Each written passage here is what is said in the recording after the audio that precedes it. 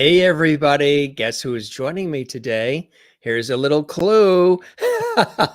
Jim Masters here. Guess what? It's our entertainment lifestyle talk show series that we started, I think, 370 episodes ago last year, late April, early May. We're coming up on our 1 year anniversary soon. We're going to have some terrific, epic celebrations celebrating me, you, us, the guests, the topics, the scenario, life in general. This is our entertainment lifestyle talk show series. This is my buddy Gilligan, of course, Bob Denver, a gift from our guest tonight. The last time you saw our guest on, this is her return visit, Gilligan wasn't here yet. And of course, if you watch our show regularly, Gilligan is a prominent part of our set.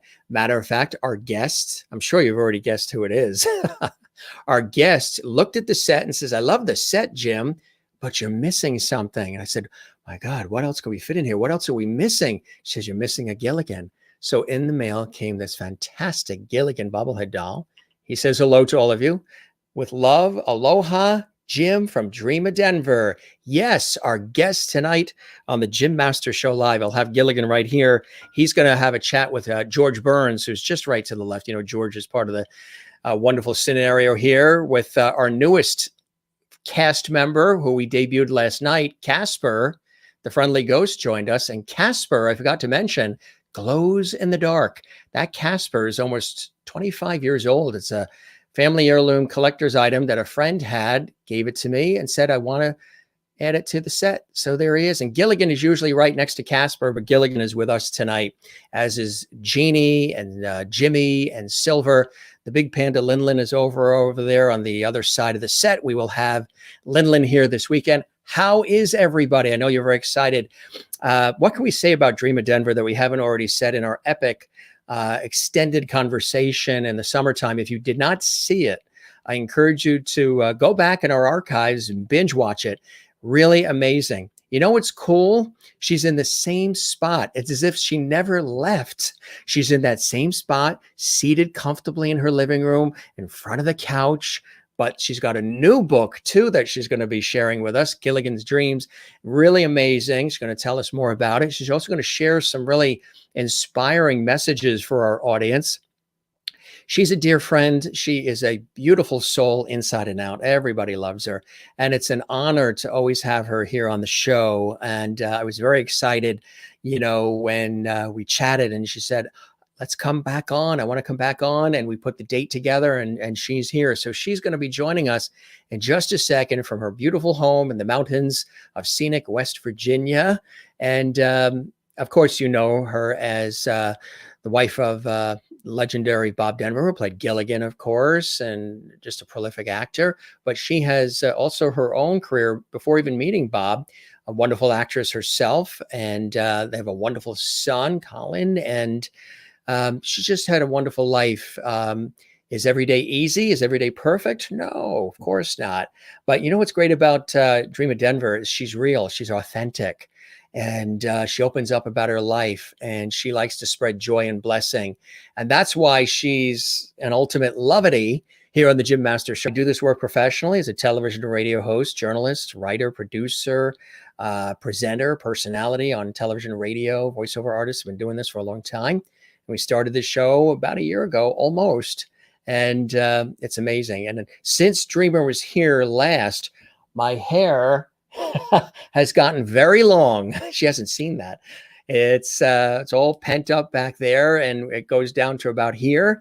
And we're almost at the year point. Remember I said it's now become a challenge to see how long I can go with letting it grow till I reach that year point. Now it's just become a challenge because we're so close. I think the end of April, early May is the year point for 1 year without a haircut, pandemic. Welcome, everybody. It's a pleasure to have you here. It's always a blessing and a joy to have you here on the Jim Master Show Live. Continue to spread the word. Continue to spread the levity. We say the show is about light, love, and levity because I came up with the word levity sort of by stumbling on it in the summertime, and everybody loves it. The viewers call themselves the Loveties, part of our Levity squad. They call this Levity Hall. They call me Mr. Levity, and we welcome you. Willie's here in the Netherlands, and she says, "Hello, Jim and friends. Another great show today. Enjoy our friend Dreama." Absolutely. Willie is in Holland.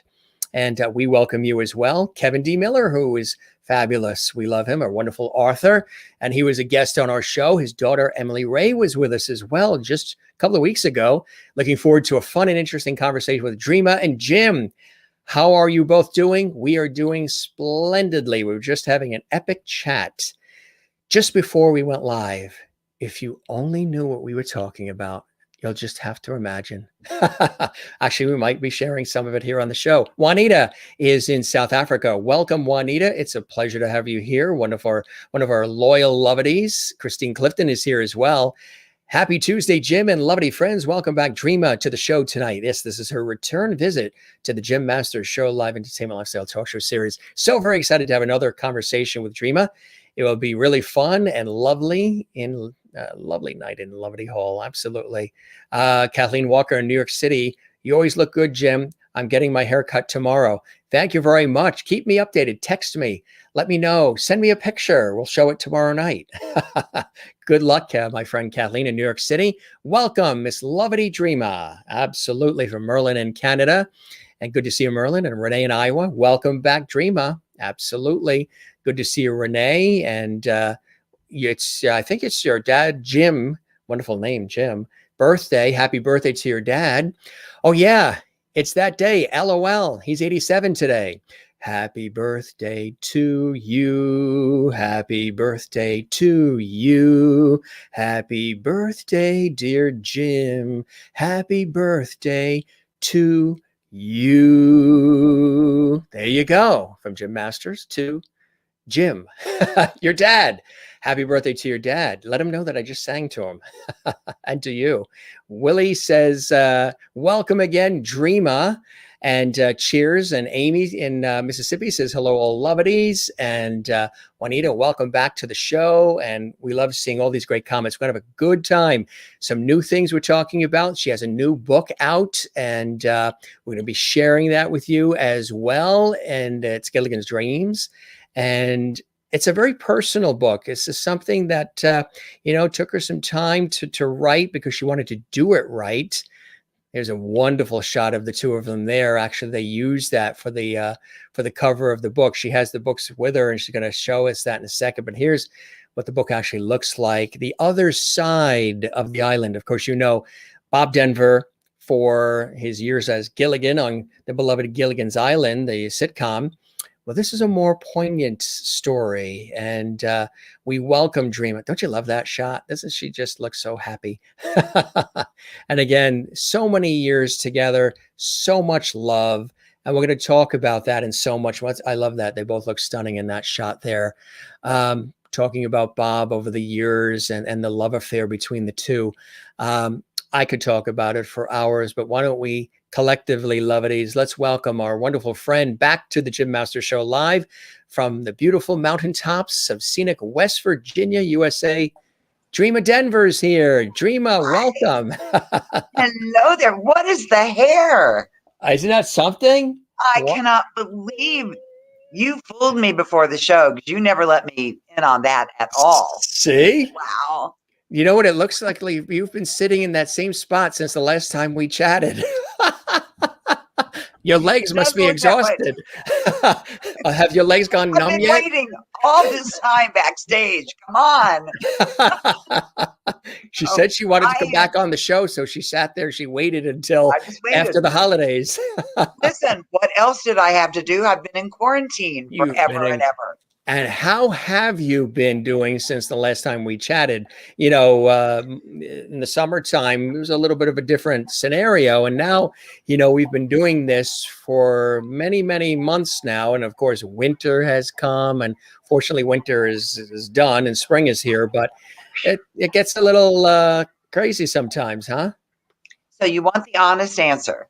You don't want me to say, oh, it's been great. I've loved every second of it. Okay. You cleaned all your closets and baked bread every day. I did do all that. every drawer, every closet, every cabinet.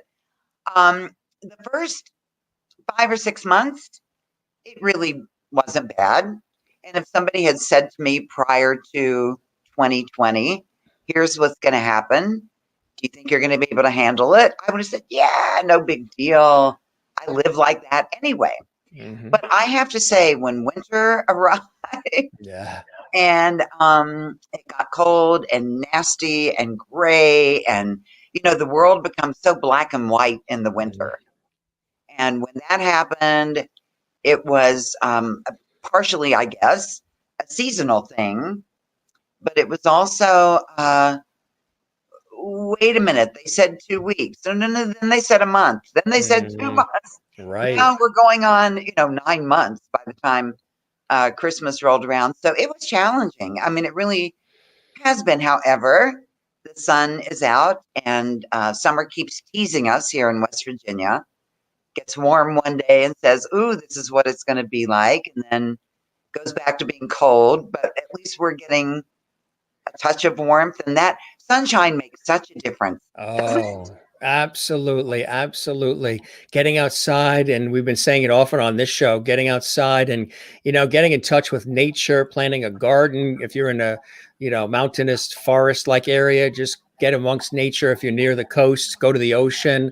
That Hmm. really, those constants and the beauty of nature, nature doesn't know about pandemics or economy or any of the craziness going on. It's just doing its thing. So if Yeah, you feel like, the rug's been pulled underneath you or everything is just, doesn't seem like it used to be, there's a lot of things around us that are just the way they were yesterday and they're going to be that way tomorrow, like, a rose blooming or the ocean tide or, you know the ability to plant a beautiful garden. It's all still there and available for us. right. As long as there's sunshine. No, we were icy and Yeah. snowy.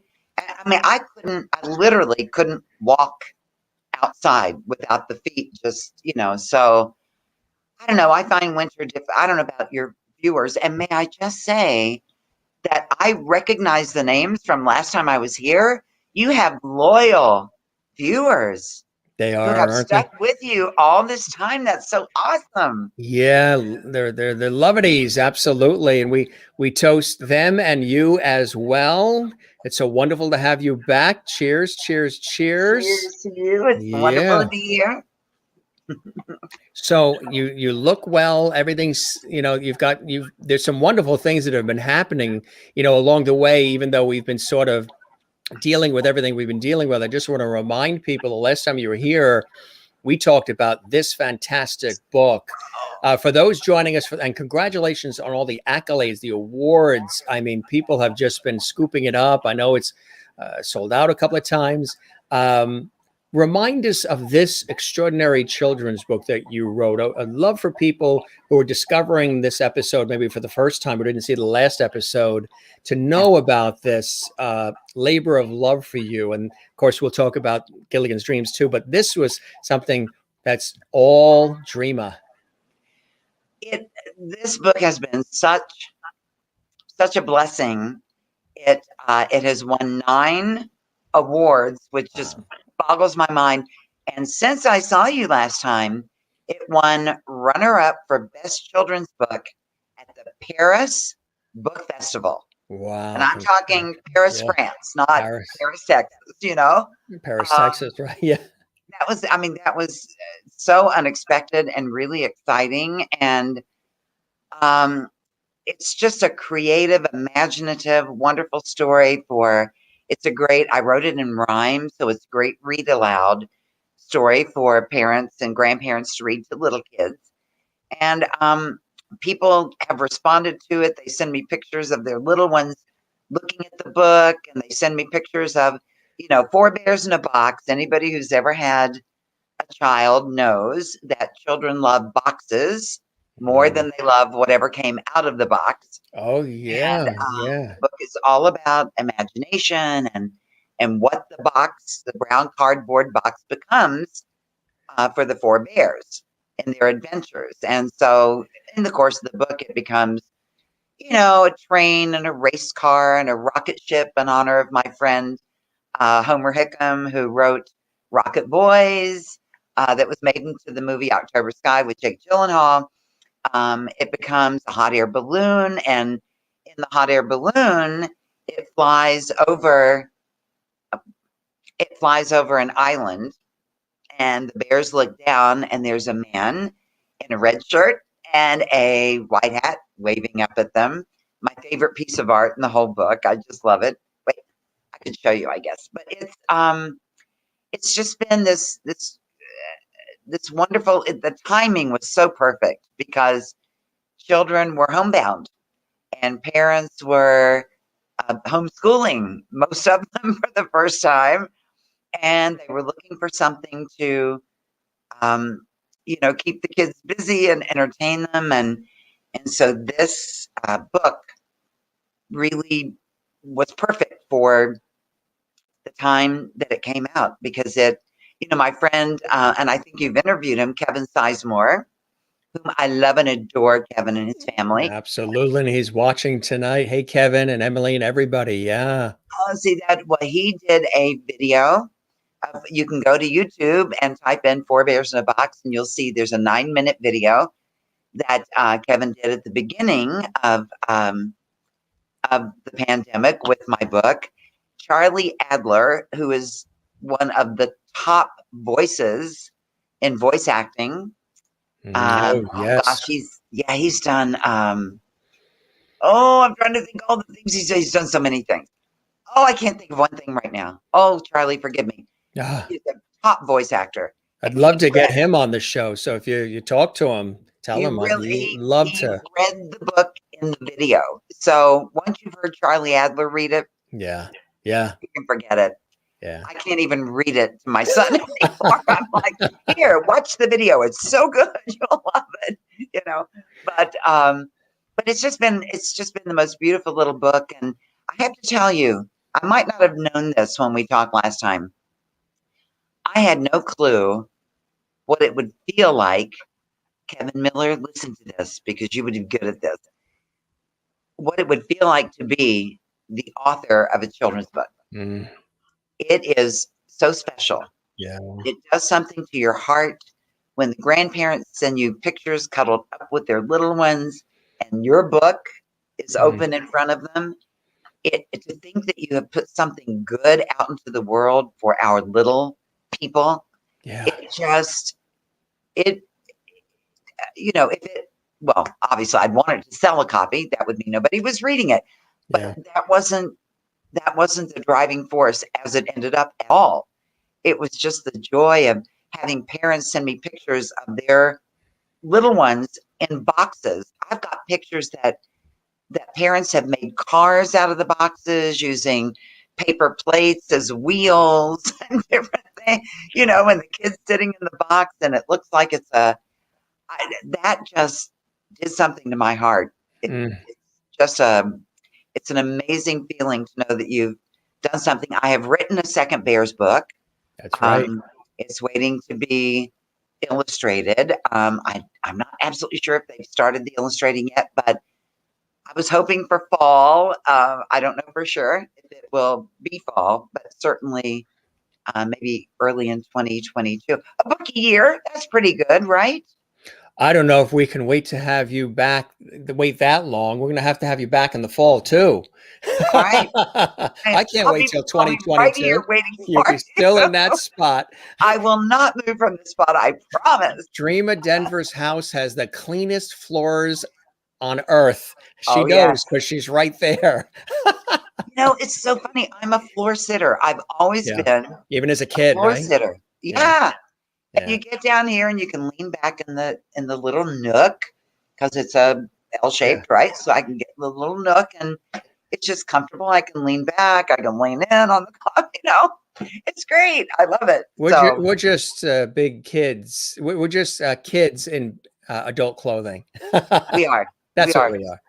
That's what we are. Thank goodness for that. Really and truly. Yes. In Gilligan's Dreams, I talk about, and I can't remember what we talked about last time. So if I'm repeating myself, folks, I apologize. We teased a little bit about Gilligan's Dreams, but it was more about the other book and just conversation, as a whole about life and Bob and everything. But Gilligan's Dreams was sort of still happening. But so this is right, because there was the original too, right? There was you had this first, right? That was like a first run, sort of, and That then was the first one I wrote. Oh my goodness, about 9 or 10 years ago, wow, that it's I been that long, self-published, right? and I was very, very proud of that one. But let me tell you what happened when the publisher for my children's book loved Gilligan's Dreams and wanted to republish it. So what that did that was so exciting, it gave me a chance. Like in the intervening years, I've had um, people come up to me and say, "Oh, I loved your book.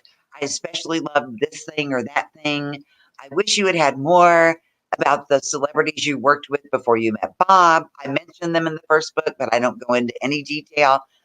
I wish you had had more of the Hollywood stories." So when my publisher wanted to republish it, I was like, okay, this is so awesome because I can go back now and add more of what readers told me they loved and wanted to see more of. And then I was saying to you before the show started, the epilogue in the original book was about that long because not much had happened in my life at that point. But I was just recovering from the sadness and the grief that I'd been going through. So in the last 10 years, all kinds of really wonderful things have happened. We talked last time about Always Free Honor Flight that I started here in the state of West Virginia, and Country Roads, Take Me Home, John Denver's song. I led the effort to have that adopted as West Virginia state song, and got that through in 2014. So all those really wonderful celebratory things I was able to write about in the epilogue of the new version, second edition of Gilligan's Dreams. And it just gave me so much pleasure to know what people loved and wanted and to be able to have a chance to give that to them. It Mm. was really, so I love the first edition of my book. I couldn't imagine that I would love a second edition more, but I do. I love the second edition so much more. The book is beautiful and it's just, I don't know. I'm really, really happy with it. So thrilled with it. Yeah, it's like you're surrounded by children, the way they're all just placed around you, like it just seems so like warm and loving. There's a lot of love surrounding you right now with those books and what's in the books. Tell us a little bit more about the book. People might think, oh, is this more about Gilligan's Island? Is this more just about Bob's career and everything? This is really, this wonderful love affair between two very special people who came together in life, right? It is if I do say so myself, it is an amazing love story. People have told me this book has been life changing to them, which is something that an author, wow, you don't think in terms of that when you're writing it. But for me, what it is the private story. It is the Hmm. Bob Denver that fans who love the show, fans who love Bob. It's the story that they don't know, that they've never heard. Yeah. It is about our obviously meeting and falling in love, which was writing that was bittersweet. It's hard to write. People told me prior to writing the book that you have to go back and relive it, and those are just words. You go like, yeah, okay, I'm going to have to relive it, but the truth of that is so overwhelming. I mean, you really do have to go back to whatever you're talking and writing about, and you have to smell it. And I'm not kidding. You have to taste it. You have to get back in that place inside your head and your heart. You have to relive that's what it is, but it's so much more than that makes it sound. It's really it's kind of challenging to go to those places. So when I wrote about meeting and falling in love and getting married and all of that, that was bittersweet, brought tears to my eyes because he was the love, still is the love of my life. And I sometimes he's been gone for 16 years, and sometimes it's still look at that picture. It's still almost impossible for for me to believe he's gone. I miss him so much. Still to this day, 16 years later. But then when I write about our son, for folks who didn't see me the first time I was on the Jim Masters show, when I write about our son's diagnosis, that was the first heartbreaking thing I think that ever happened to me in my life. I thought my heart had been broken, you know, by boyfriends when I was 16 and those things, but this was true heartbreak to find out that our son was severely autistic and would never have a normal life.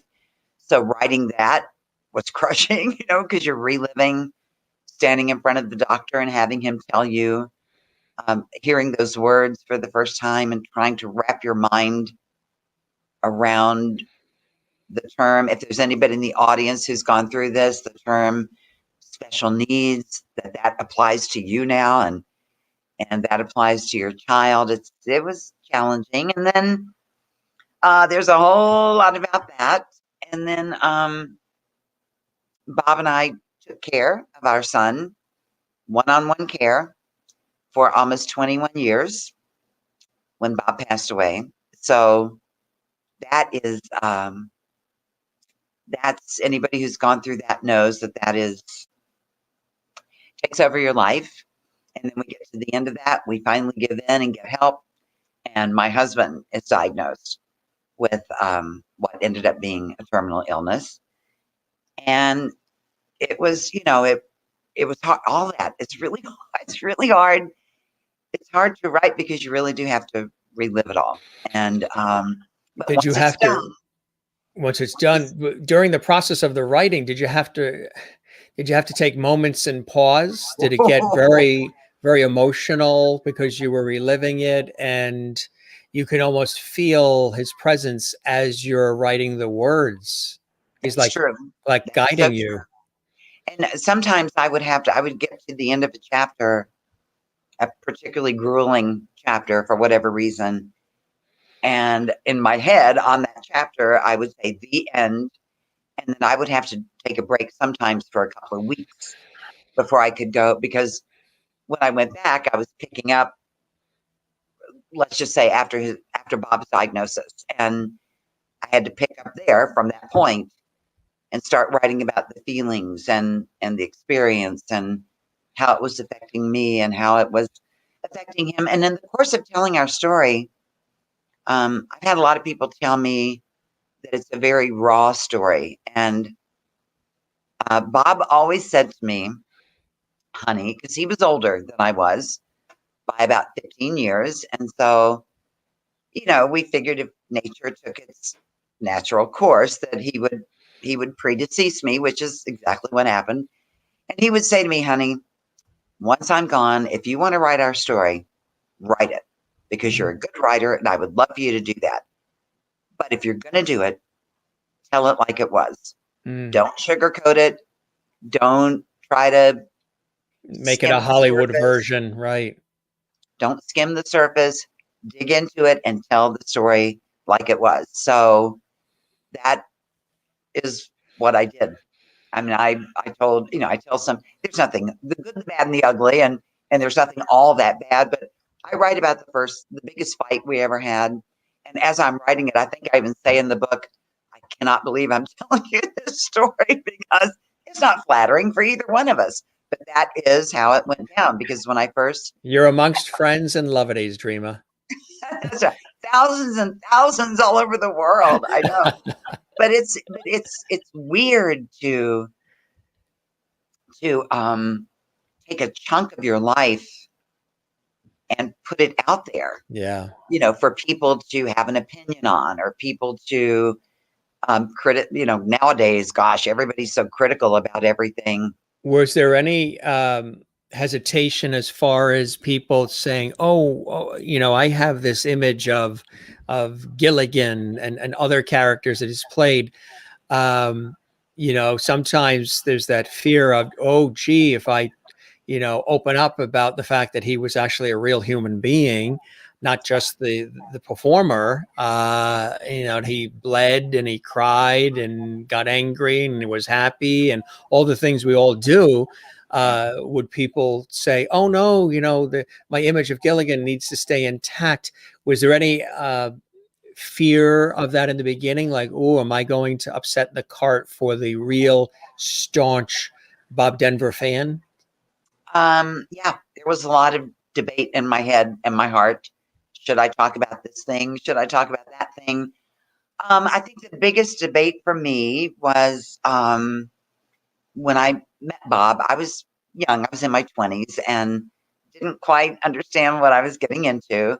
But he had been in Hollywood, he had 5 series at the time, and 2 very successful TV series and 3 that were not quite as successful. But when I first met him, he had been, in the Hollywood fast lane a bit, and he drank too much. And I didn't quite understand what I was getting into as I was falling in love with him. And I debated, but I kept remembering he always said to me more than once, tell it like it was. So that was part of our journey, was working through that, through the fact that he was a drinker and how that affected me and how that affected him, and how he was able to control that and get a handle on it. And I think there are a lot of people in this world who go through that very thing. I mean, that's how I see it. Right. So to think that Bob Denver might have had that same issue, or another couple might have had the same thing, gone through something similar to what we went through, I decided to go ahead and do it because that's what he told me to do. The same thing with writing about our first big fight, or our biggest fight. It wasn't our first fight, but when somebody drinks, there are a few fights as you try to Yeah. fight your way through it. Um, but I have a lot of. I've been in, and I don't mean this in a depressing way. God has put me in a lot of valleys in my life, and I have a lot of touchstones that people can identify with. And I wanted to make sure in my book that I touched on all of those things because, none of us is perfect. We're all human beings and we all make mistakes and we all struggle with different challenges in our life. And I wanted people who had gone through the diagnosis of a special needs child. I've been there, done that, still live with that to this day. My son is now 37, which I can't believe, 37 years old, nonverbal. I have never had a conversation with him. I've never heard, I love you, mom. He and I don't want to get teary. He and I didn't have anything approaching normal. We have a very special relationship, but nothing about it is normal.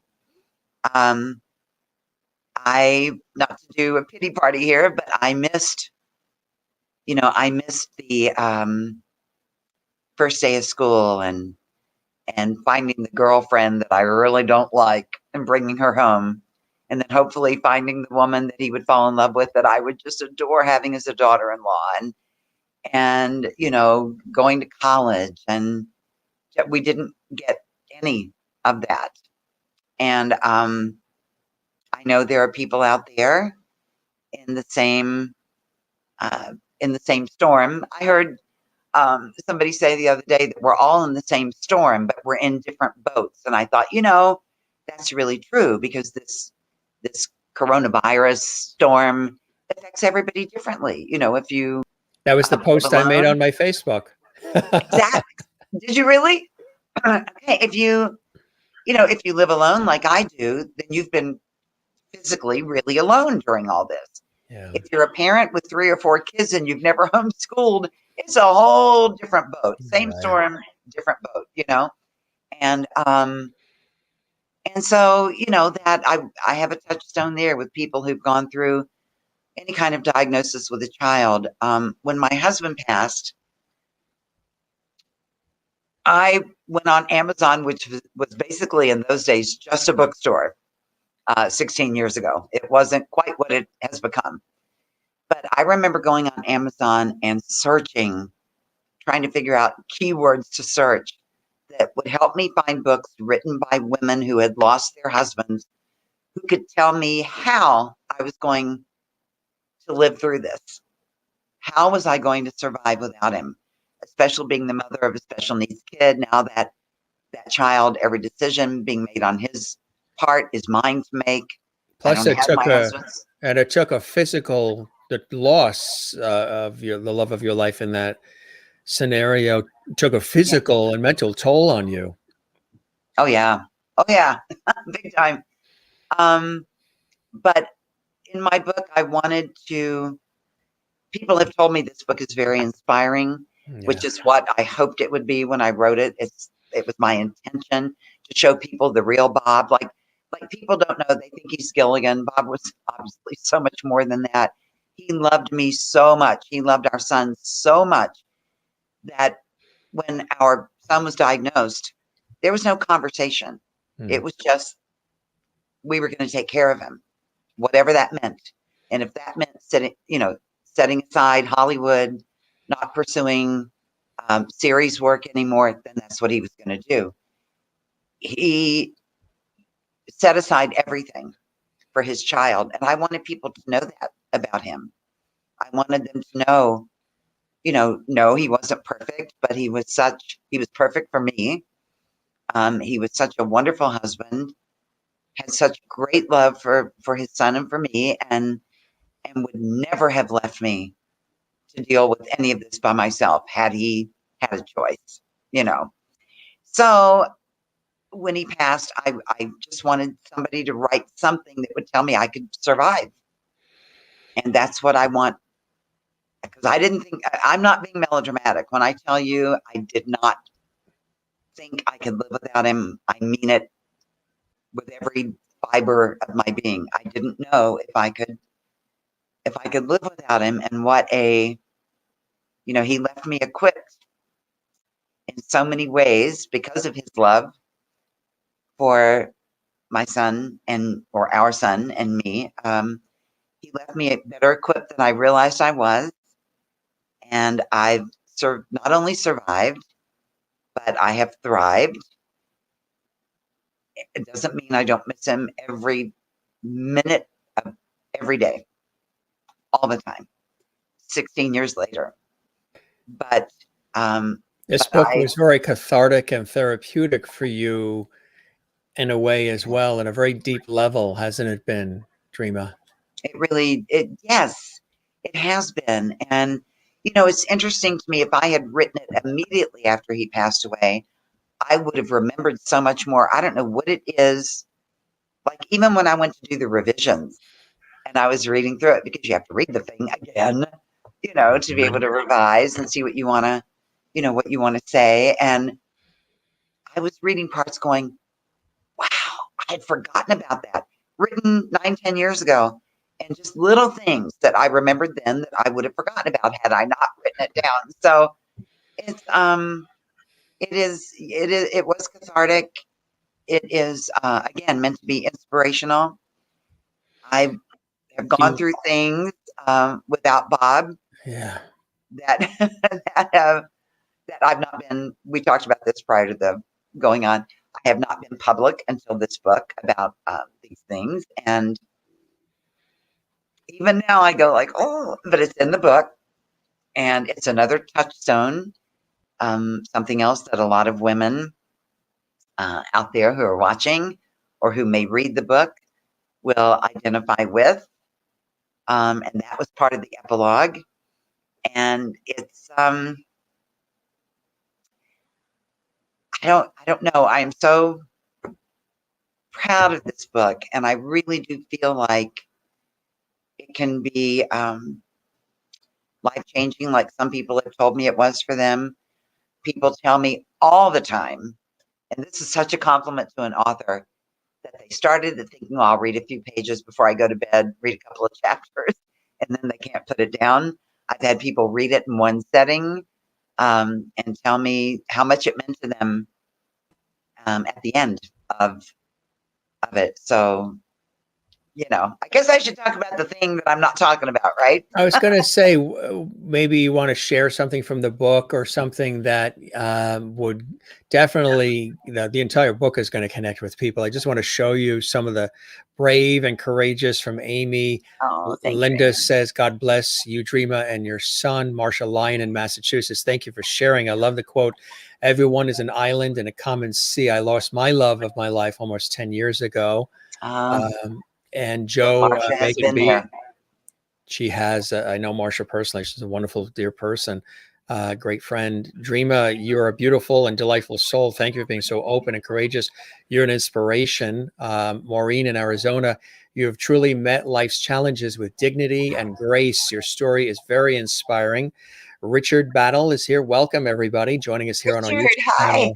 Welcome. Thank you for your genuineness. Can't wait to read the book.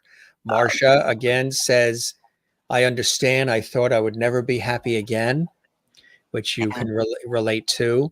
Oh, yeah. Ms. K says, good morning from PH. Welcome, Ms. K. I love Jim Masters TV. Thank you very much. I'm going to print that out and put it on highway billboards everywhere. Thank you, Ms. I K. love it. Kathleen in New York City says, thank you for sharing. You are wonderful. Oh, thank you. Yeah, some really beautiful comments. Christine in North Carolina says, I'm sure it was difficult to write this book, having to relive and feel all the emotions of your beautiful journey of life together. Thanks for writing the book. You are a great Lovity. Lovity. I love being a Absolutely. lovity. That's what it really is. So you wanted to share, I guess. Anne also says, Ann Wozniak in Jacksonville, Florida. What a beautiful love story. Can't wait to read your book. Oh, thank you. Thank you. Thank you. Yeah, the Bob and I went through a lot of things together, and anybody out there who's married or has a partner knows that I don't know, when you're taking it on together, you've got somebody who has your back, Yeah. somebody who loves you, who understands you. That is such a blessing. And all of you who have that every day, be thankful. I mean, truly thank God for it, because it is so special. When you lose it, it is heartbreaking in ways that are hard to describe. But on the 10th anniversary of my husband's death, I was, and this is the first time I'm talking about it publicly. So this is your scoop, Jim Masters. Well, thank And you for trusting in us, my friend. I really appreciate that. no, you have a wonderful audience. I remember so many of them from last time. But on the 10th anniversary of Bob's death, I was sitting at the Vanderbilt, Nashville, Tennessee, the Vanderbilt Breast Center. In 2015, I was diagnosed with breast cancer. And one reason I wanted to talk about this, and I have not wanted to talk about it prior to this, I wanted to get through it and know that I was okay and all of that. And I actually remember after I was diagnosed, standing, looking in a mirror, basically talking to God, going, Lord, I don't know what we're going to do with this, but I know there's a plan. And I know that we are going to do something with this. I don't, and all these years since 2015, I haven't really known exactly what I wanted to do with it. I didn't want to let it, I hope you understand this when I say I didn't want to let it define me. I didn't want to, when our son was diagnosed, Bob and I became so immersed in autism, researching autism. I just didn't want to do that again. Exactly. I didn't know what I wanted. I was being honest. I didn't know what I wanted to do. But when I wrote this book, I knew I wanted to write about it because there are a lot of women out there who have gone through and will go through this experience. And one thing I wanted to make really, really clear to women who may be watching, I had no history of any kind of cancer in my family, and definitely no breast cancer anywhere in my family that I've ever been aware of. So I never worried about it. Once in a while, I would go in for a mammogram. I didn't do it every year, but I would do it once in a while. And, they were always okay. And I found out through my journey, and this was such a shock to me, and I wanted women to know this. 80% of breast cancer is spontaneous, having nothing to do with family history or heredity or any of those things. So I think that's an important thing for women to be aware of, and then they can make their choice accordingly. But So that came I as a shock to you, a complete shock, left field. totally, because I never, ever, ever worried about breast cancer. No, Ever. wasn't Ever, on the ever. list. Yeah. Nope, it was not. And in my lifetime, I've been known to be a worrier now and then, but that was not anything I ever worried about, ever. So it was shocking and I have to tell this little story because it involves my friend Dawn Wells, Mary Ann from Gilligan's Island. She From passed away December the 30th. And I know you were very close to her. Yeah, She for about was, 45 years. Yeah. I didn't realize it was that long. Oh, yeah. 45 years? You do the math. I don't want to do the math. 1977 Yeah. was when Yeah. we met. Yeah. So what would that make it? 77, 44? 25 years ago. Yeah, let's talk. We'll leave it Good. at I like that. We're going to go with that. Okay, good deal. But Dawn, it was so funny. I was at the hospital waiting to go in for a mammogram, and this is the first time I've told this story too. And I got my phone rang, and I was waiting, so I looked down. It was Dawn, and I answered it. And she said, "Hey, what are you doing?" And I said, "Well, I'm at the hospital waiting to have a mammogram." She said, "Why?" And I said, "Well, I found a lump." And I told you before the show, finding the lump to me was a God thing because Oh, yeah. I had a morning show on the radio at that time. I just finished the morning show. I sat down at the console and literally took my left hand and put it on my right breast and went, okay, that doesn't feel right. Wonder what that is.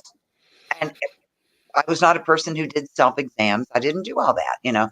So it was really a God thing. But anyway, Dawn says, so why you're just getting a routine? And I said, no, I found a lump. And she said, oh, okay, you call me as soon as you finish. So I waited and finally went in and got the mammogram, came out, called her, told her they didn't know anything definite at that moment, but that I was, all, I would let her know as soon as they told me something. So yeah, don't give Dawn 5 seconds because she's all over it. She was a doer. She was going to make it happen. She was going to get it done. By the time I called her back, she had been in touch with a Dr. David Straley in Flint, Michigan, who developed the 4D, not 3D, but 4D breast imaging MRI. Had called him, said that her friend, Bob Denver's wife, had found a lump. Would he see me? He said yes. And so, before I could even take a breath and think about it, I was in a car driving to Flint, Michigan to see this doctor. And so we do the exam and he does the 4D imaging and all that. And is this getting boring? I hope it's not getting boring. But he does the whole thing. I go into his office and he goes, do you want the good news or the bad news? And I went, there's not bad news. And he said, there is. And I said, no, no way. You cannot tell me that I have breast cancer. And he said, that's exactly what I'm telling you. And you could have knocked me over with a feather. I was so shocked. I was like, no. And he was like, yeah, do you want the good news? And I went, yeah, I sure do. And he said, the good news is you caught it really, really early. And your friend Dawn Wells saved your life because she sent you to me. And this 4D imaging, they see your breast from behind, underneath, over. It's incredible. They see it from every angle. So he can see every little So ring, you know, and she was instrumental in this situation. Yeah. she absolutely was. And I look at her. This woman, I want you to know when that picture was taken, she was like, I want to say like 78 years old. Oh my God. Doesn't look it at all. No, no, no, Wow. no. She, up until the day she passed, she was beautiful. Looked like Marianne. You know how sometimes famous people get older and you see them and you don't recognize them at all? From That was the never early years, right? never a Right. problem with Dawn. She was just so beautiful and so, you know, full of energy, and she shared a couple of qualities with Bob that I really loved, and one of those was curiosity. She was curious about everything and everybody, and I mean, I don't care who you were, what your occupation was, she would, you know, pepper you with questions about, you know, how you liked what you did and how you did what you did, and she was amazing Mm, and mm. just so beautiful. It's so hard. It's really hard for me to believe she's gone. She was one of those people who had this huge life force. Yeah, I was You just know what about I to mean? say that. Yeah, a light, an aura, an energy that just really lit up the Huge. room and really made everybody feel just so at ease and loved. And Yeah. so that's been a tough loss for you as well. That's relatively recent because we didn't lose her that long ago. And Only a few months ago. how are She, you coping? How are you doing? you know, I'm okay. Um, that, let me forget where we are right here. Let me go back just for a second to after my diagnosis.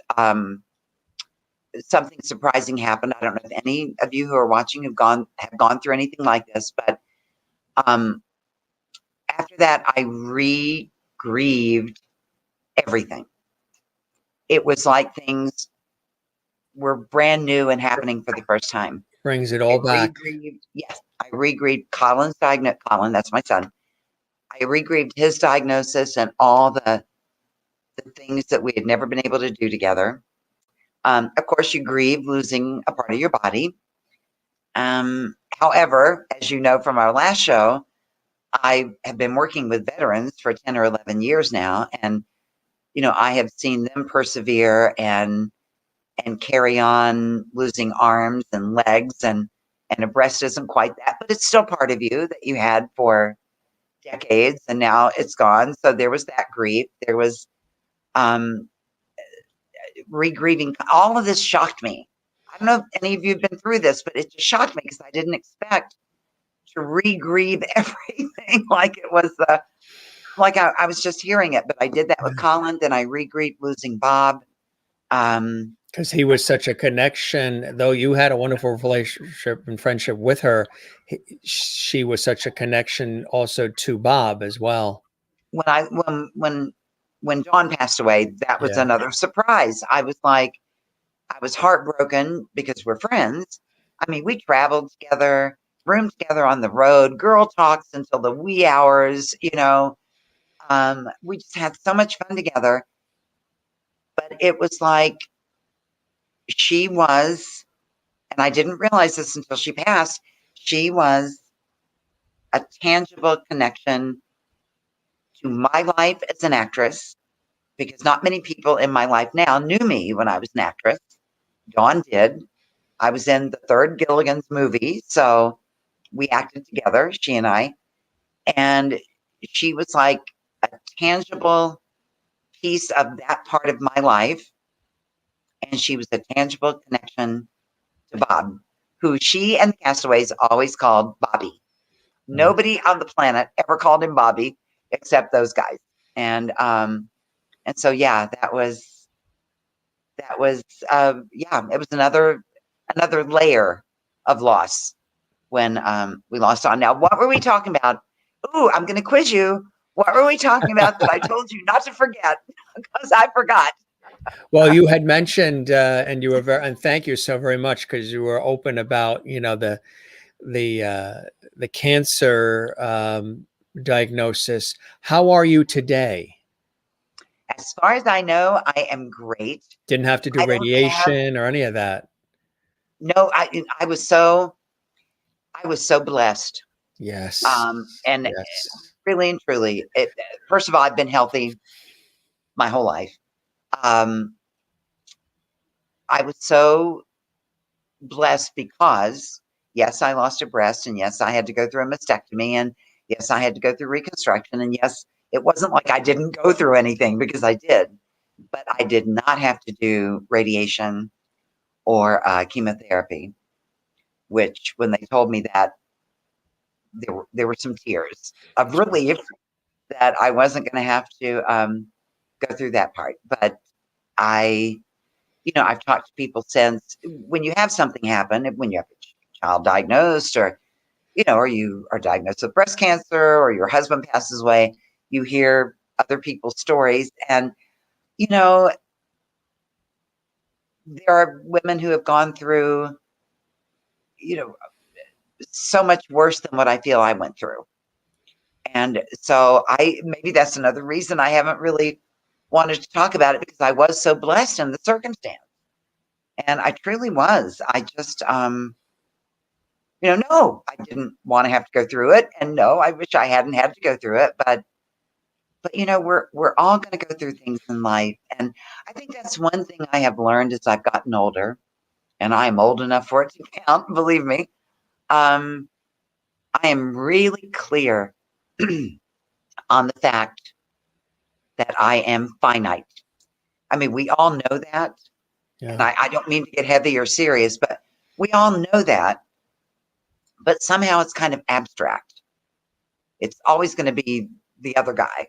Right. It's with like a 1 degree of separation, right? Exactly. We know deep down that we're going to have to go through something someday, but we don't. I don't know. At least that's how it was for me. I shouldn't say it's that way for me. It's that way for me, um, until the breast cancer diagnosis. And I went, you know what?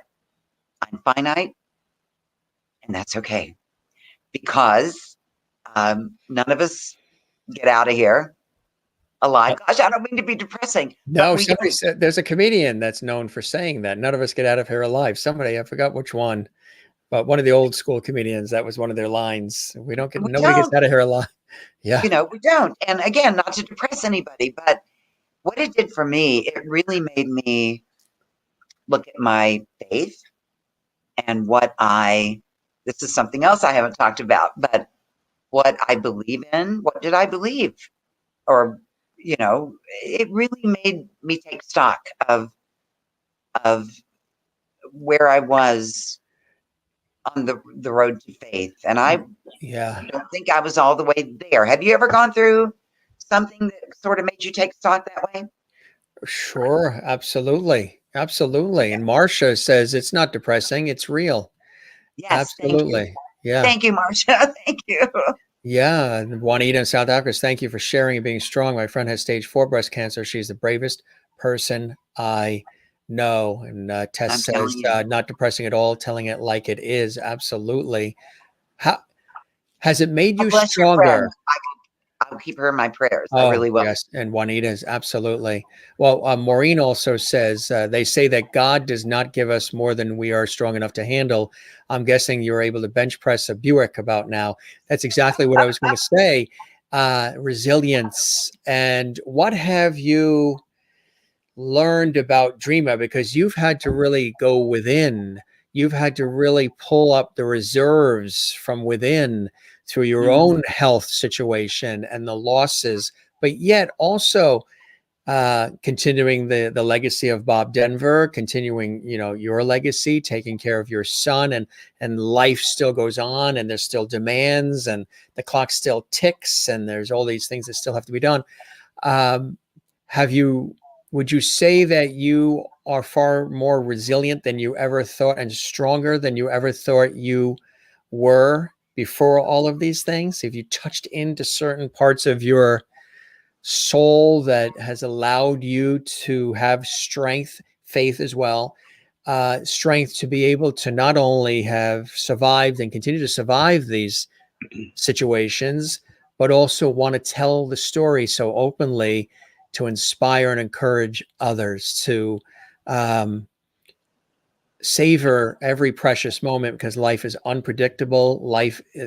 There's no contract guarantee about tomorrow.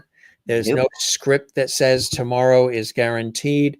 Anything Right. can happen. And the timing of your story with Gilligan's Dreams is so ideal, that a lot of extra people, I think, can connect with it, considering everything we've gone through in the last year with the pandemic and the loss in the economy and everything that's been going on, significant sadness, anxiety, depression, loss. Um, and here you are openly sharing these elements of your life, something that you know, 25 years ago would never have thought you would be doing or would even choose to do.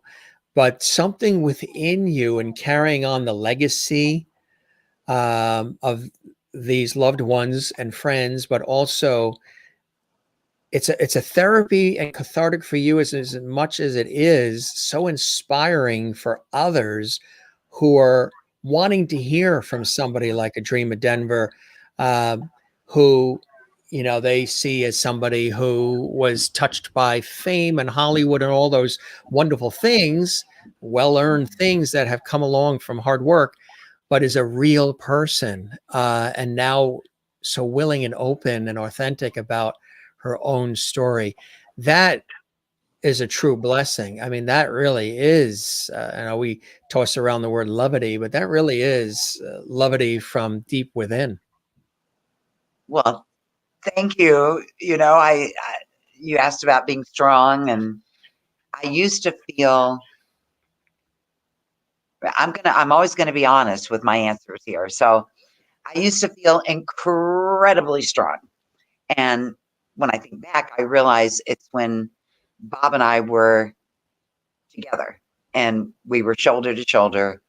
And all of you who have good marriages out there know what that feels like. It just feels so good to, or not even marriages, but if you're in a relationship and you know how good it feels not to feel alone in something.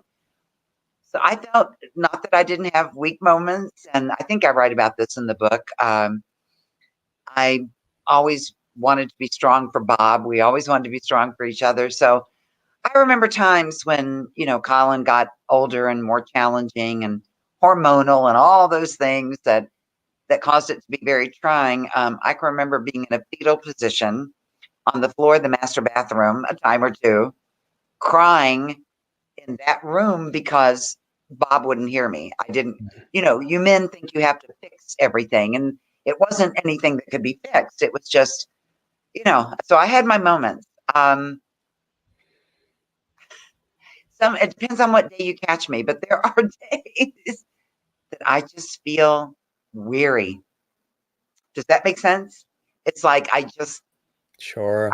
I just feel Could be the weather, could be the holidays, it could be the scent of, a flower or a smell of a cologne or something somebody a song says, a that triggers song, something. an old movie that was watched together. Or, I mean, in these cases, you turn on the TV and there's Dobie Gillis and there's Gilligan's Island. There's these things and Dawn Wells.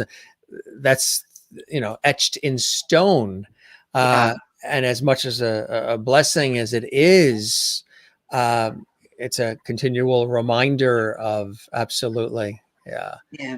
Um, It's just, you get, there are days I feel like, yeah, bring it on. There are other that's days, right. "Oh, no, please don't, That's please, like, please, yeah, please don't. I yeah. can't take anything else. Lock the doors. Yeah.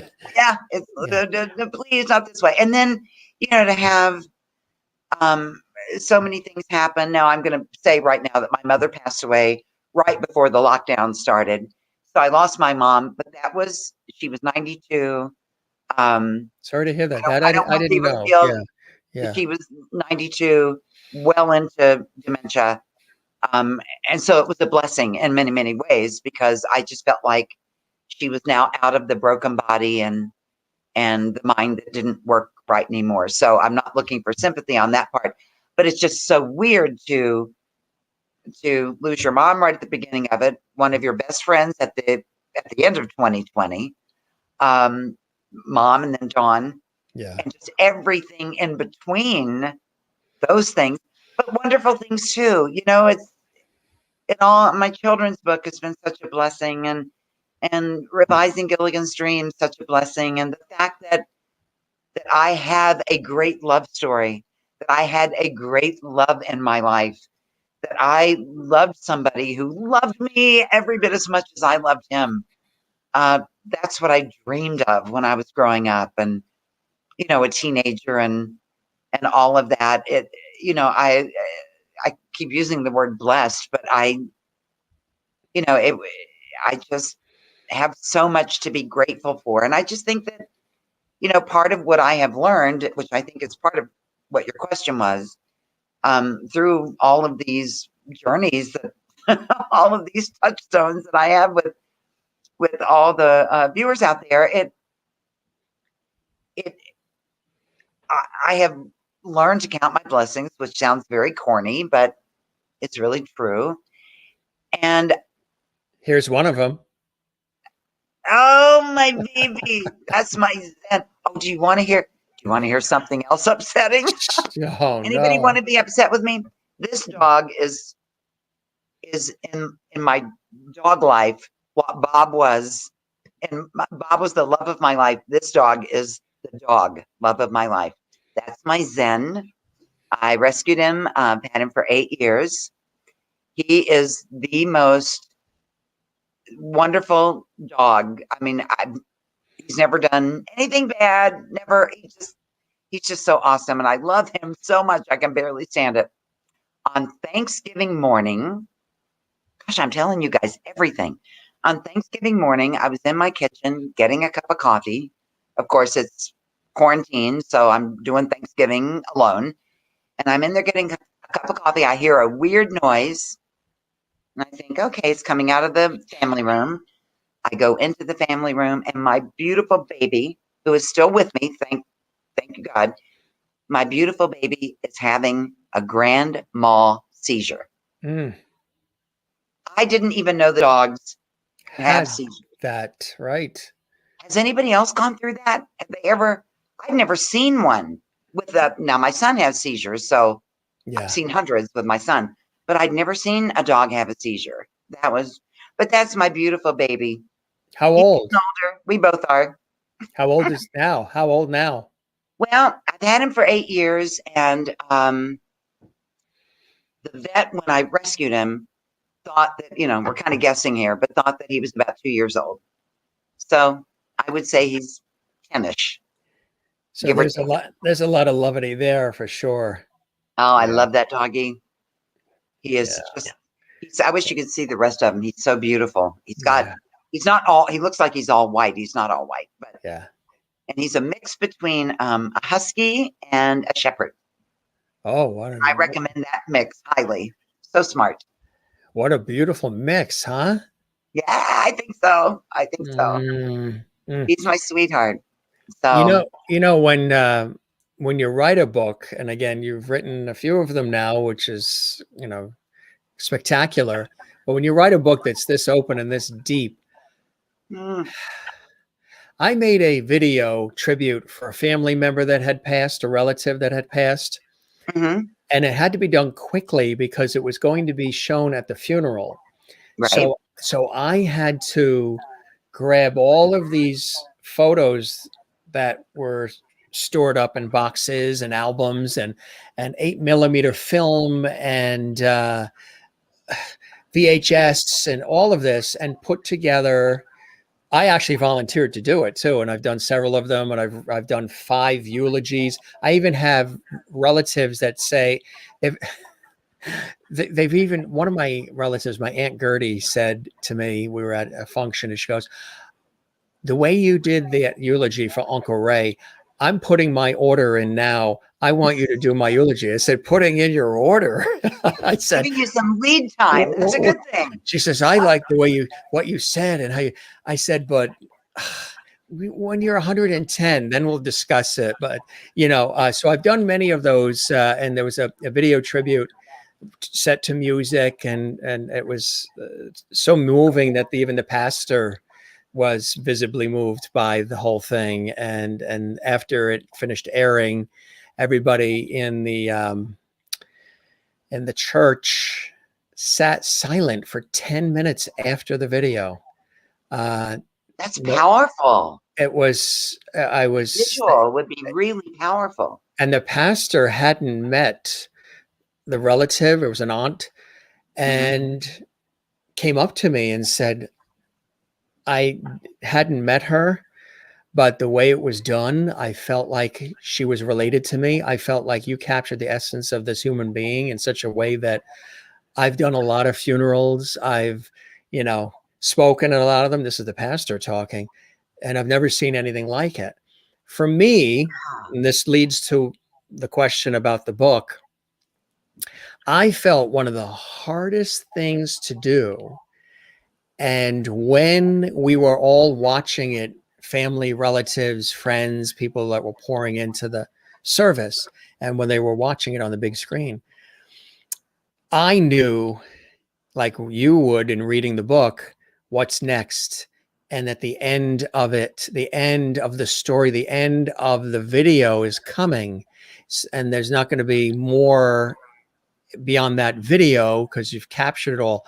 It was one of the hardest things to finish the video, to put an end on it, because I felt like I was putting an end. As beautiful and touching and moving as it was, I felt See that. like this responsibility, self-imposed, that I was having to, for time's sake, wrap this up. And I didn't want to. I didn't want the story to end. I didn't want this video tribute. What do you mean there's going to be an ending? And then so when I was watching it with everybody else and I was hearing the sniffling and the sounds of people seeing it for the first time, and it was really hitting me because they were getting what I was trying to convey about how I felt about this loving relative.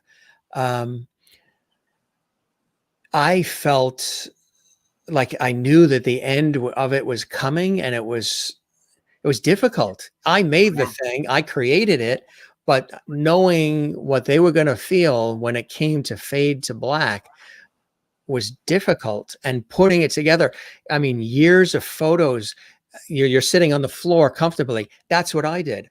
This had to be done so quickly. And I did the whole thing myself. I didn't ask for any assistance. All the pictures were all over the floor, and I'm going through them. I'm going through tape, and I'm doing all of this with everything spread out on the living room floor. And I'm like, I'm looking at somebody's entire life, somebody who means the world to me, and their life is right here. And now I have to somehow convey the joy and beauty and blessing of all of us having had that person in our life. And then I have to put a period on the end of the sentence. So Yeah. for you, long way around the track here, but for you, how did you know when to end the book? I have to ask you a question first. Did you choose the music to go with the video? Did you do all that? I had Because it's that would be, yeah. music is so powerful. Yeah, it was really there was a mix of some vocal and instrumental, and some of it was religious instrumental too, which is extremely beautiful. Some of Yes. the music. Oh, yeah. So there's a mix of things that were in there that. Well, it's funny. My nephew says, "Jim, my God, Jim, Uncle Jim, you're so good at creating atmosphere." You can probably why I'm a Ah, host. You're so great at creating atmosphere. You're always like, you have all these people in the room and everybody's dissolved and everybody's feeling what you hoped they would feel in a communal way. Cause I'm very communal. mhm. So everybody was coming up at the end, but well, I was shocked for 10 minutes. Nobody moved. Everybody was frozen, including the pastor, and nobody moved. They were just like, and then the pastor, I think, rose and we had to continue. But that was a blessing to me. That was truly an honor and a blessing to capture that. And you know what? It's funny. Nobody asked me to do it. Nobody's asked me to do. Well, there's some relatives and friends that have asked me to do eulogies on behalf of, a relative or a friend, but I'm compelled to do it. I have to do it. I feel I have to rise to the occasion and I have to tell their story. I have to have everybody know how extraordinary this life and this person was and still is to us. They're gone. They're right here. There's a casket and they're in it. But the love that's around all of us right now keeps that person's flame glowing and lit. So But for you, what a gift for you to be able to honor them that way. I mean, and that's what you've done. That's what you've that's a done. form of putting a period on something, when you can take a whole life and wrap it up in a beautiful package for everybody to, I mean, gosh, I think that's such a beautiful thing for you to be able to do. And, putting the period with the book, I knew I wanted to cover those 30 years. And as I was writing, I thought, because I don't know how other writers do this, but obviously it's my memoir. It's our story. I'm not looking necessarily at plot, developments or anything in a imaginative, creative way. Oh, I'm not saying this right, but as I was writing, I thought, how am I going to end this? I know, and as I'm a person who just keeps going, and then it sort of leads me to where I need to be. I knew that before the You epilogue, and I are kindred spirits in that. are we?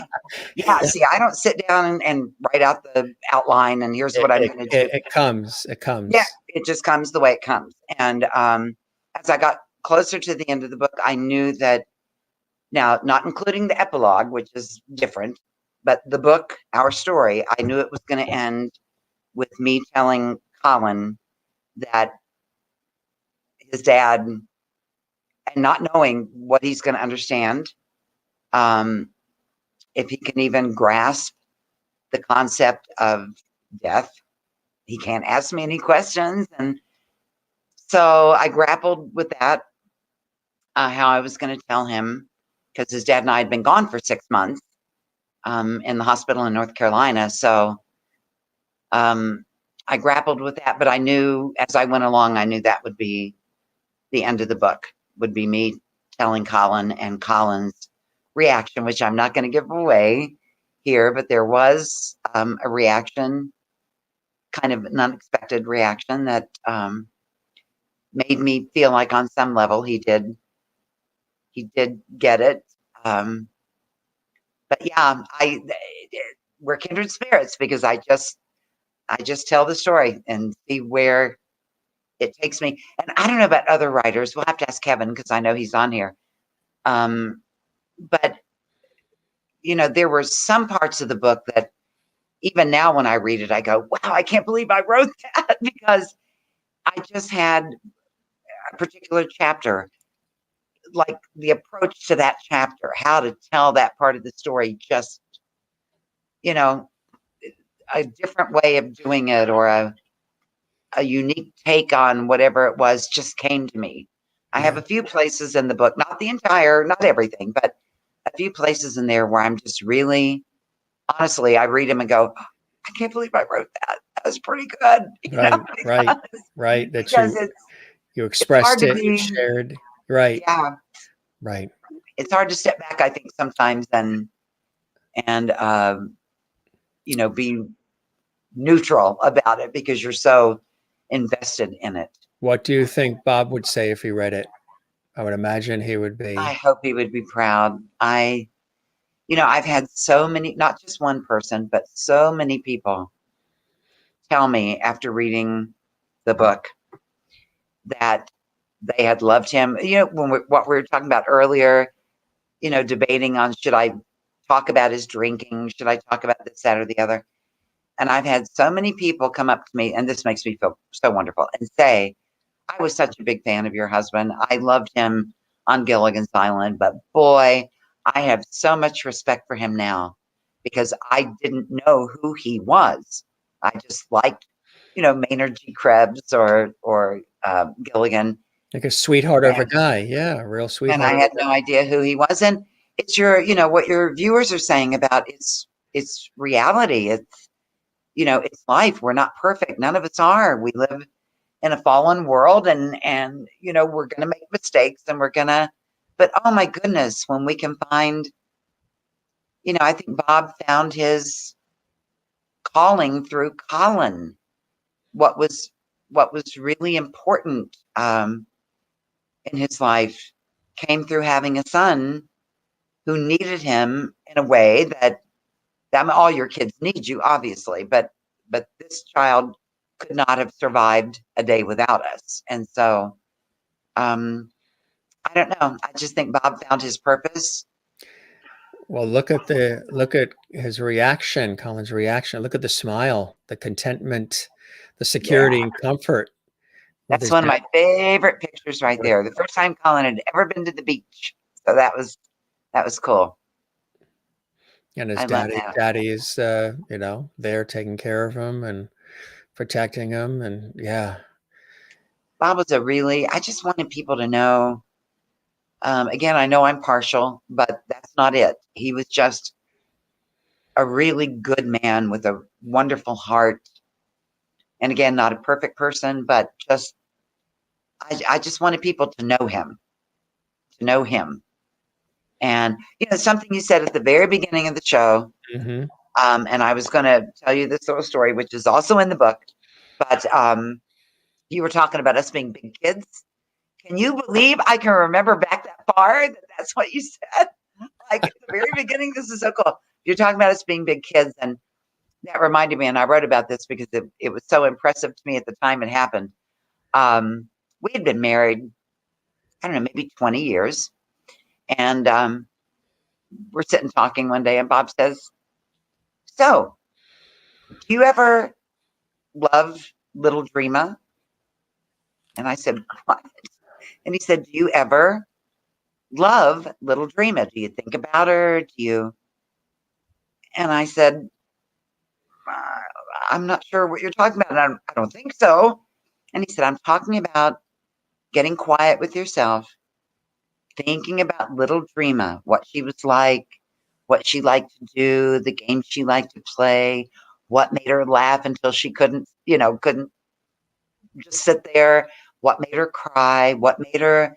And he just went through this whole list of things. And I realized then I never, I hate to say it, but I never thought about little Dreama. And as he went on, I said, no, I don't do that. Do you do that? And he said, with regularity. He said, every once in a while, I sit down, I talk to little Bobby, called himself that. He said, I tell him how much I love him, how much I appreciate the things he taught me as we grew up together. And I let him know that to this day, see, this brings me to tears, he is still loved. And I thought, well, one thing when I fell in love with Bob, when we used to do interviews together, people would ask me what I fell in love with, and I would always say his brain, because his brain was a different brain than any I'd ever been exposed to. I had nobody in my life up until that point who would ever have thought that way, who would ever have said, give little Dreama a hug, tell her how much you love her, make sure she knows that she how important she was to you, and what she has meant to you as the grown woman you are now. There was nobody in my life that ever would have approached anything that way. So I thought that was pretty special. And when you said, we're just big kids, that's what I thought of. Do you still talk to little Dreama? I do. As a matter of fact, rewriting the book has been wonderful because it reminded me, because it's an easy thing to forget to do. Yeah. And I should do it more regularly than I do even now. But yeah, do you ever do that? Absolutely. Did you ever? Yeah. Yep. Oh, sure. Sometimes I talk to myself in that going back to childhood, the younger version, Yeah. Jimmy, the little Yeah. kid Jimmy. Hmm. Uh, absolutely. Yeah. Or you get Absolutely. pictures out and you see, like, I look at pictures of me when I was like 5, and I was a cute little girl, and I've got this sweet little innocent face. And I look at that little girl and I think her whole life was ahead of her, and she had no idea what was coming. Then she was with mom and dad, and they took care of her and took care of everything. And she felt loved and safe and protected and all those things that are really important. She had no idea that she would fall in love and marry, Bob Denver someday, and that I mean, I had no idea what was coming. And I just look at that innocence and that sweetness, and I just celebrate that I'm so sad that our children, I hate to say this, but I just feel like our children are losing that. You know, they're exposed to so much. They're not kids. Yeah. They're They're like they're many not adults. allowed ever to sit there and look like that sweet little innocent And 5-year-old that I was. and that was pre-pandemic, and now with the Oh, pandemic and everything they've experienced with the anxiety, the depression of can't play with the friends and in the school, out of the school, and cooped up at home, and all the things that we've had to do. uh yeah, it's just what they're exposed to in music and in television and movies. And there's something that's so beautiful, obviously, about innocence. That time in your life where you just play and you pretend, and everything is magic and everything is sunshine. And I mean, I know it's not that way for all children, but you know what I'm saying. There's just that's the only period in your life where you can have that and not have it marred by. And now we're taking that away. It really makes me crazy sometimes. It really does. What was Dreama like as a little girl? What was your childhood like? What were your experiences? What were your favorite toys? Oh, well, I had I don't know if it was one of the original, but it was a very early Shirley Temple doll that I loved. Mm. That was like second grade. I was a tomboy. I was a tree climber. I was always up in a tree. I don't know if you're allowed to say, see, you don't know what you can say anymore, but we're going back decades, people. I played cowboys and Indians with all the little boys in the neighborhood. Now, I don't We know. did that, cops and That's not robbers, and acceptable anymore, I'm sure. they played, ring around the Rosie, and they played hopscotch and built forts in the trees and swam in the pool Exactly. and all those kid things. Yeah. Oh, and the kid thing that you do, I think kids still do this if they're allowed to stay innocent long enough. Um, the thing you do where you get bed sheets and blankets and you make tents, you wrap them across chairs, and you if you're really lucky and very creative, you can make a couple of rooms, and a way to get through the sheets to the next room, and you put your little toys in there, and you take your little flashlight or whatever, and Road trip that's to Dreama magical Denver's stuff house. right there.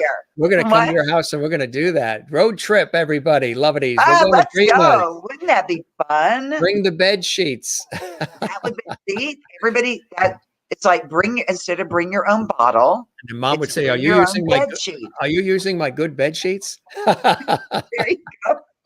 I just think, I don't know. I just think there's so much beauty in that. And I think that's another reason why being a children's author, knowing that you've put something out there, something magical and innocent for our young ones. I think that's part of why it just fills my heart to the brim. I mean, it really does. So, Yeah. I mean, it's an absolutely beautiful story. I mean, what do you hope people are left with upon reading this? Everybody will have different experiences, as they read it and they soak it in, Dreama. But what do you hope people are left with as they read Gilligan's Dreams? well, I kind of said it before, but it really was written to let people obviously know who Bob was as a man, not a character. And honest and truly, people have told me this too, and this makes me so happy.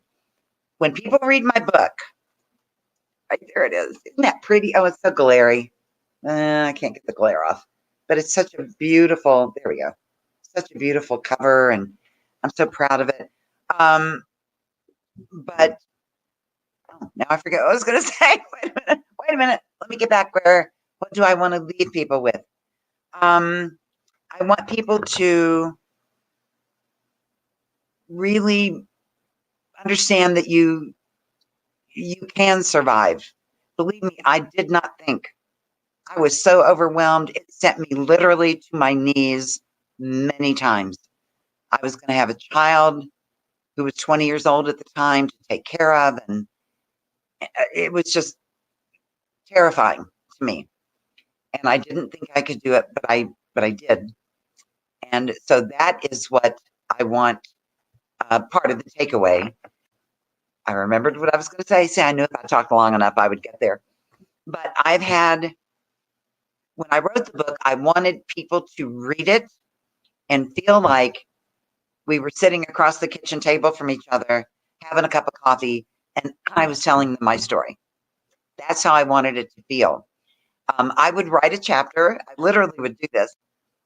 And I would sit down and read it, and I would go, that, when I say that sounds like a writer wrote it, not that I'm not a writer, but it didn't sound like me.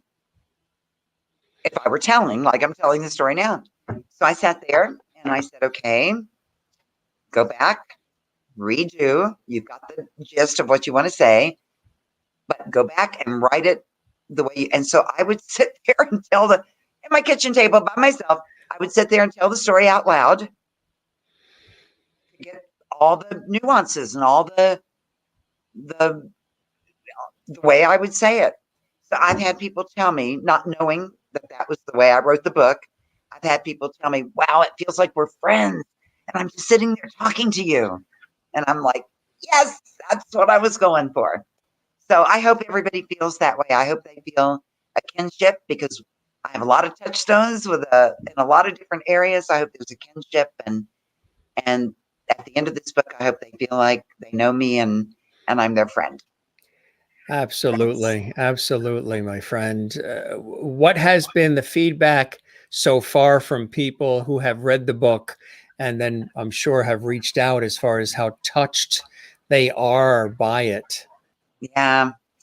So many I had somebody text me the other night and say, I woke up at like 2:00 in the morning, couldn't get back to sleep.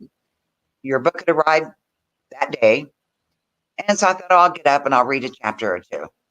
And I alluded to this at the beginning of our conversation. And it was a he also. And he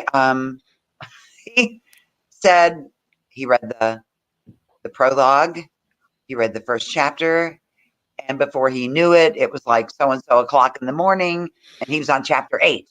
He said he just couldn't put it. I have so many people tell me, oh gosh, and I hope this remains true. So many people tell me they can't put it down. I don't know a greater compliment that an author can get. And if Kevin Miller is still here with us, I don't know if he is. Yeah, he's here. Yeah. Oh, that's what I felt about White Skies, Black Mingo, Kevin's book. That it was my favorite read of 2020. I'm going to push your book because it was so good. It was just, it was my favorite read. And when I started it, I thought, okay, am I going to, you hope you're going to be able to get into it and be honest in saying how much you loved it. I couldn't put it down. Now, I didn't read it all in one sitting because I'm old and I can't read for 10 hours straight. But it took me like 2 days to read it. It was just so good. So, you guys, that's another great book if you're looking for good things to read while we're, continuing to go through this thing. White Skies, Black Mingo by Kevin Miller is pretty awesome. It really is. And very different than my book. Our books couldn't be more different. So it's really a nice variety just with those two books, if you decide you want to read it. Tell us about the everybody loves the cover of your book. Tell us about that photo, the meaning of that photo, and your selection of it for Gilligan's Dreams, The Other Side of the Island. That was one of our favorite photos together. And I'm glad you asked me because I love to tell people who are old enough to remember that photo was taken on the Love Boat. We were on the dance floor. Do you remember the dance floor of the Love Boat with the disco balls and all that? Oh yeah, We were absolutely. on the dance floor of the Love Boat. You can see if you look if you put that picture up again, if you look over on the left-hand side, you can see the stage lights. Oh yeah, See them right there? yeah. Actually, there were a few more above them, but they cut, for the cover, there were Cropped like, it. Yeah. there were like 6 altogether. But we're on the dance floor of the Love Boat. That's why Bob is wearing sequined suspenders. Bob Denver would never wear sequin suspenders in life, but he looks so cute. And I would love to give photo credit. I have no idea.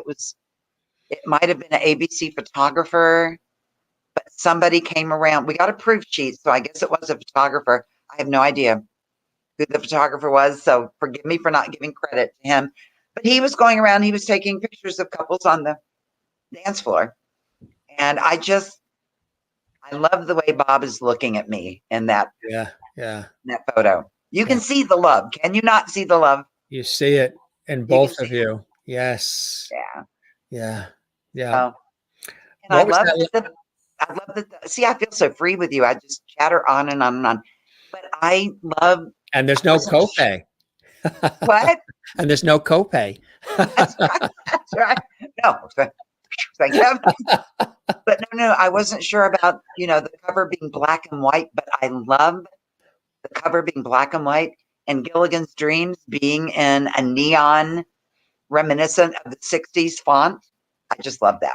Mm, So I couldn't be happier mm, mm. with the book. And I so hope you guys will, I hope you'll get a copy because I just think there'll be something in there for all of you, maybe more than one something. And if you get it at bobdenver.com, I should say this, Yeah, people are those asking orders can they get it? Yeah, they want to get the book. those orders come directly to me so I can autograph the book for you and send it off to you. So now you can also, for the people who are Prime lovers and, Amazon addicted and all of that, you can get it also on Amazon, but I never see those orders, so I can't autograph You those can't orders. sign them right, exactly. That's beautiful. And that's a dilemma because you want your book to like be high up in the hierarchy of Amazon, but you also want people, especially special people like your lovities, you want them to be able to, I mean, you want to be able to sign it to them if that's what they would like. So you got to do one or the other. So, when you buy it on bobdenver.com, it doesn't count on the Amazon It's more personal when it bestseller comes from Dreama. rating. Yeah, Yes. exactly. And And you anybody who buys my book, please, please, please review it. Kevin knows what I'm talking about. We authors have to beg. Please review it on Amazon.com because that really does help the book as far as when people are searching for Renee help has to the come first up. edition, and she said the first edition was great, just ordered the second. Oh, did you really? She And did, you yeah. read the first one. Renee, how awesome is that? Hmm. Thank you. Yes, Thank you. yes. You'll see some differences in the second one, and it'll be interesting to see what she Len- thinks. Linda's going to be reading both books. Linda, if you missed the episode with Kevin on our show talking about his book, go back in the archives, Linda. You'll see the whole episode. Kevin was a guest on our show, and we talked all about his amazing book. It was really great. Kathleen is going to treat herself to the book for her birthday next week. Oh, right. What a Happy great birthday gift. Kathleen. Yes, That's great. absolutely. Now, Yeah. Kevin, I said your title right, didn't I? He Wise says guys flamingo, right? Okay. the ultimate compliment for any author. Thank you, Dreama. Ah, you're welcome. You deserve it. You know That's what? You know what's cool about Kevin? See, I'm going to turn this into a Kevin Miller thing. But what is so cool about Kevin, because he has this wonderful marriage and beautiful daughters and lives with women, he writes this book, ladies, I'm letting you know, he writes this book I mean, the main character is a young woman, and he writes from her perspective, and he has got it down. I mean, when I was reading it, if I hadn't known that the author was a man, I You, wouldn't have known you wouldn't have that the guessed author it. was a man. He's got such great insight to women. So, you know, I just recommend it highly. Get mine first and Kevin's second. How about that? Absolutely. Ladies If first. he were doing this interview, he would say the same thing. Get his first and mine second. I was just get them Absolutely. both. Yeah, absolutely, absolutely. So have you been, I would imagine that it's surpassed your expectations in terms of the response, like you were saying, that people have had to it. And, sometimes the way people can really open up and share their own experiences and they can relate to material like that. It's extraordinary, isn't it? I would be interested to know what your audience thinks about this, because we are living in such a polarized world now, Hmm. and people are not afraid to have an opinion on any and everything. On everything, I've actually wondered about that. I thought, um, even if they don't have facts, they have an opinion. but yes, they do, and that's kind of, will people, I know when I self-published the first book, most everybody gave it 5 stars on Amazon, but there was one woman whose name I don't remember and don't want to remember, but she came in and her review said she gave it like 3 stars or something. And she said that she couldn't give it 5 stars because Bob and I'm paraphrasing here, Bob and I had been coddled by the doctors, and that our son was not really autistic. That was just, now that was back before people were so opinionated.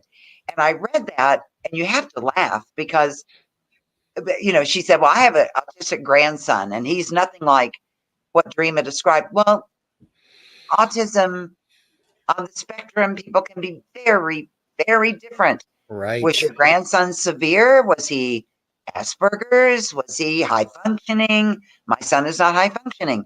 So, thinking back on that the other day, I thought that's really interesting to me because she had such an opinion about Yeah. something she really knew nothing about.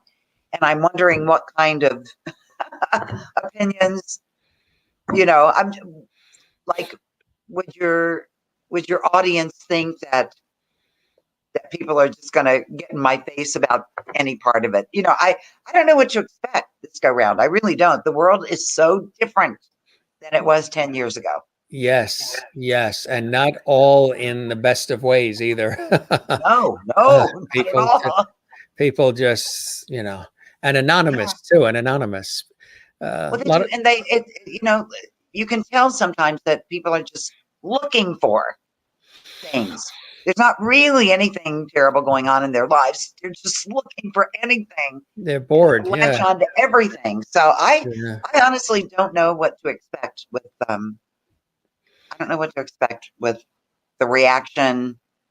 Yeah, I hope it's a great reaction. I hope oh, it sure. does what I want it to do, and I'm people love it. And I will say, when you read it, have a box of tissues nearby. I've been told that more than once. Actually, I've been told that I should sell it with, the little travel packs of Kleenex. I've been told I should sell it with that because there's some moving things in there that might make you cry. But, you know, So I'm when you reflect on it, you're happy that you opened up and shared in the way that you did, right? No regrets. You're happy, and it's exactly the way that you couldn't have dreamed it coming out the way it did, right? I'll let you know when I see how The critical comments, people are. the And comments, by critical, I don't mean criticizing the book. I mean just just going after something.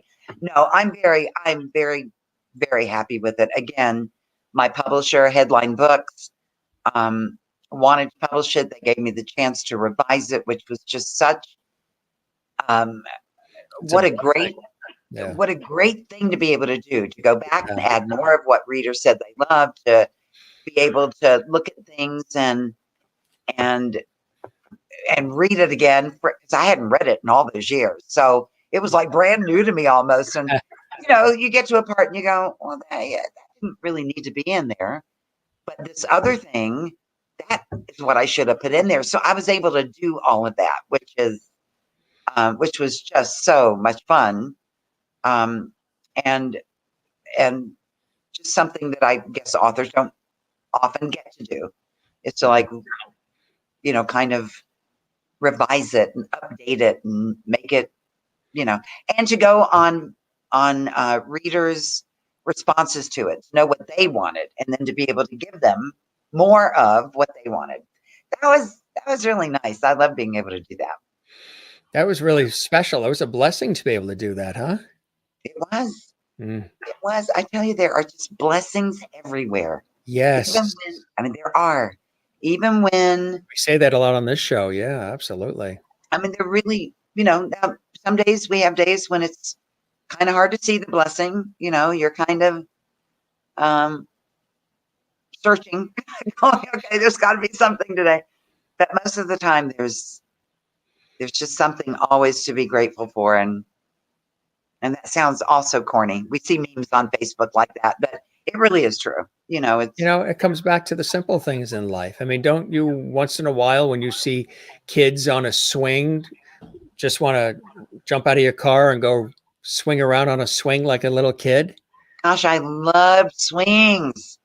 So do I. We all just love swings. Look at you. Oh, I love it. Sometimes you just got to get in there and be a kid and go down the slide and jump around. And if you're in the Netherlands and you see a big wooden shoe, climb in it. Look at climb that. in it. I've got small wooden shoes. I mean, like normal people wooden shoes that look just like that. They're the same color and everything. The same as the. Like, really? Do you go out on the town with them? And I've never actually worn them. I was going to say, they must kill your feet. My stepdaughter went to the Netherlands, and this is when her dad was still alive and everything, and she brought those back for us. But they look just like that. The same, maybe. Is that like a common color? Are they all yellow with red? Some of them, yeah, some of them are. Okay. We were actually on a TV shoot in the Netherlands then, and I said, you know what, gang, I want to climb in that. Let's get this shot. So I did an actual segment where I'm in the wooden shoe. That's on a public street with people walking by. It's right out in the open in Amsterdam. And we just climbed right in. And this is a local park, on the coast here. And just said, you know what, I'm going to jump on that swing and we're going to have fun. And that's what you got to do in life. You know what I mean? You got to enjoy, right? You really do. And share the levity. And I don't know, life is, I look at it now, the older I get, the more I go, it's kind of a balancing act because, as we have discussed here for the last couple of hours, it's not all, you're going to end up in a lot of that. We thought we were going to do an hour of 15. No way. That's just the open.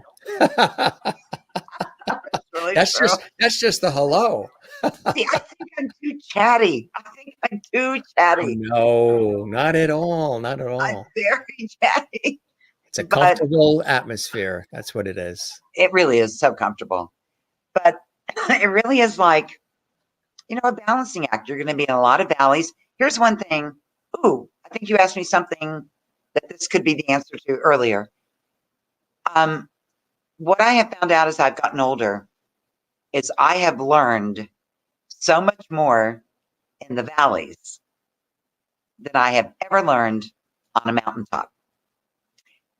I figure if we were on the top of the mountain all the time, everything was just hunky-dory and smooth sailing and, it was just all going according to Hoyle, we wouldn't learn anything about ourselves. But it's when you're challenged, when you end up in a valley, when life throws you a great big gigantic curve and you have to, I think I talk about this in the book, pull yourself up by your bootstraps. Yeah. And dig deep. I mean, I can remember during the Colin years when Bob and I were doing all that caregiving, I felt like I had to dig deep into parts of myself I didn't even know existed. just to be able to keep going. That's when you find out your strength. And that's when you find out what courage you do or don't have. That, it's when you're in those difficult places that's probably very simplistic, but you know what I'm saying. Yeah, the valleys are we need the valleys. None of us want to be in a valley, but we need them. We really There's do. so many teachable moments in the valleys, right?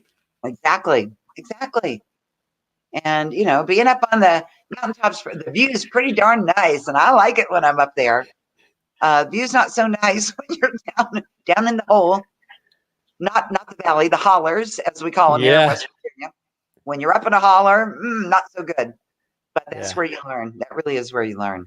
So It really is. Absolutely. Absolutely. And you're continuing to learn. You're continuing to learn aspects of who you are. And there's so much to do and so much life to still be lived and to share, Dreama. And I love when you come on because it's like talking with a friend that is having a cup of coffee and a slice of cheesecake with, and we're just rapping and sharing our experiences and life.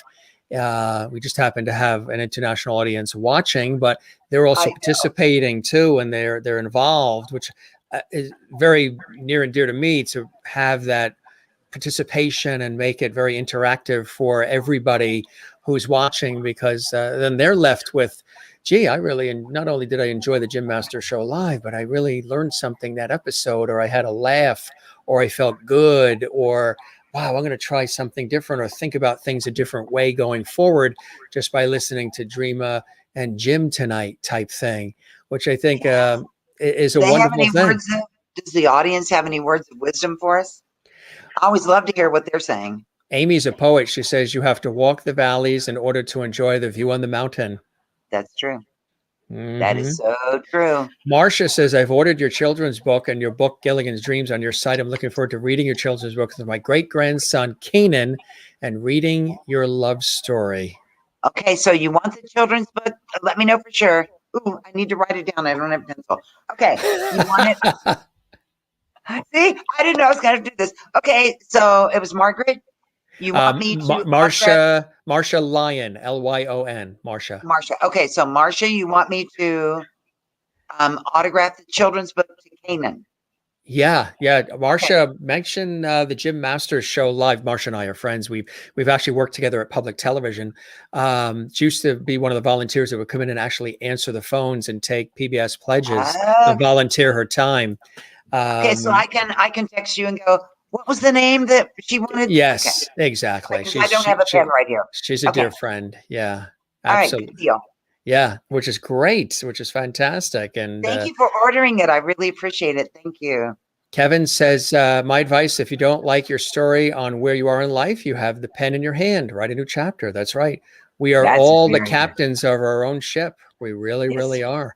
Linda says, your life shines through your heart and on the page. Oh, and you, says, thank you, Dreama, for such an inspiring evening. I knew you guys would love it. And thank you. I ordered it on your site, Kanan. Okay. C-A-N-A-N. I still might text you, Jim, and go, okay, what was the name again? I can't write it down, but I'll try to remember. Okay. Absolutely. Yeah, I'll remember too. Absolutely. And Renee in Iowa says, I should order the Bear in the Box for possible future grandkids. Now my grandkids are furry and four-legged and can't read, all three of them. But you can read it to them. That's the right. wonderful thing. It's a read aloud book. It's good. Kevin says, love the show and conversation. Jim is no doubt a therapist and Dreama is a sweetheart. Did we get too heavy? I think no, not at all. Okay. Not at all. All right. No, people are craving this anyway. And with you and I, it's just an automatic. Ms. K is watching overseas and she says, thank you so much, Dreama and Jim. Thank you, Ms. K, for joining us here on the show. We love having you here and welcome to the Jim Master Show live. No, it's just an automatic. Mary Bishop in Florida says, what a beautiful person you are, Dreama. Ignore those negative people. That's their issue, not yours. That's for sure. That's for sure. Thank you for sharing your life story about you, Bob, and your son. Absolutely. Kevin gave a shout out to Kathy Teets, Headline Books, Oh yes, amazing publisher. Kathy is so awesome. Is she here tonight? I wonder, because Yes. Headline Books is just it's really personal, which I Yeah. love. Yeah. You know, you don't get lost in any shuffle. Kevin, I know, would agree with me on that. She is just a sweetheart, and I just love her so much, Kathy Teets. Yes. We got a couple more comments coming in here. Kathleen Walker, thank you for sharing your life and your wonderful stories. It was great seeing and listening to you again. Can't wait to get your books. Blessings to you, Dreama. Oh, thank you, Kathleen. She's in You too. New York City. And Maureen's in Arizona. I knew this would be a wonderful conversation, but it has exceeded my expectations. Oh, Perfect. Then we have done our job. Thank you, yes. Dreamer, for bearing your soul. And thank you, Jim, for having her back in Levity Hall. I think tonight everybody was bearing their souls, right? This was a bearing soul session. I think it was. with, Soul set. You should with have Bob at our side right here. Bob at our side. Exactly. See what you did. What is this? This is Tuesday. Who can remember what day it is? I know. I keep rushing the days. Like sometimes I think Thursday is Friday, and even when we send out like the bookings and the emails, somebody will write back, Jim, I think you guys wrote that I'm on Friday, but I'm actually on Thursday. I'm like, oh yeah, that's right. It's still only Thursday. This was an amazing episode. It truly gets confusing, doesn't it? Oh, I have to look at my phone most of the time to figure out what day it is. To say the day and the time. Juanita, who's still with us, one of our faithful, loyal trooper Lovities in South Africa, where it's already tomorrow. This was an amazing episode. Once more, Dreamer, you come this far, you'll be just fine. Keep the negative comments out. Shine as you do. Kevin says, you have that effect, Jim. You too, Dreama. Thank you very much. Dreamer and I are going to be going on the road together. Wouldn't that be fun? To a town near you, comforting all. Listen, we could take, that's exactly right. We could take the Jim Master Show live on the road. And I think you should do, since it's Tuesday and we had our soul session, you should have soul sessions every Tuesday. That so sounds. People would know they're gonna get. I don't know, what is it that we did for people? Stroked and yes. I don't know. I guess everything we said is probably stuff that people already know, but sometimes it doesn't hurt. You need to hear it again, right? You need to be reminded and know other people feel similarly, right? Kathy, reassured. You're not alone in that boat. In the storm. You're not alone in the storm. That's right. Kathy Short in Cleveland says this was a wonderful conversation. I'll look forward to reading the book. Thank you. Get your autograph hand ready. I think you're going to be quite busy. I hope so. I just want to share it with, it's one of those things you want to stand on the rooftops and just shout it. Yes. Because you really want people to read it because you think it's beneficial. It's not about anything else except again, trying to put something good out into the world. That's so important. And nowadays, even more.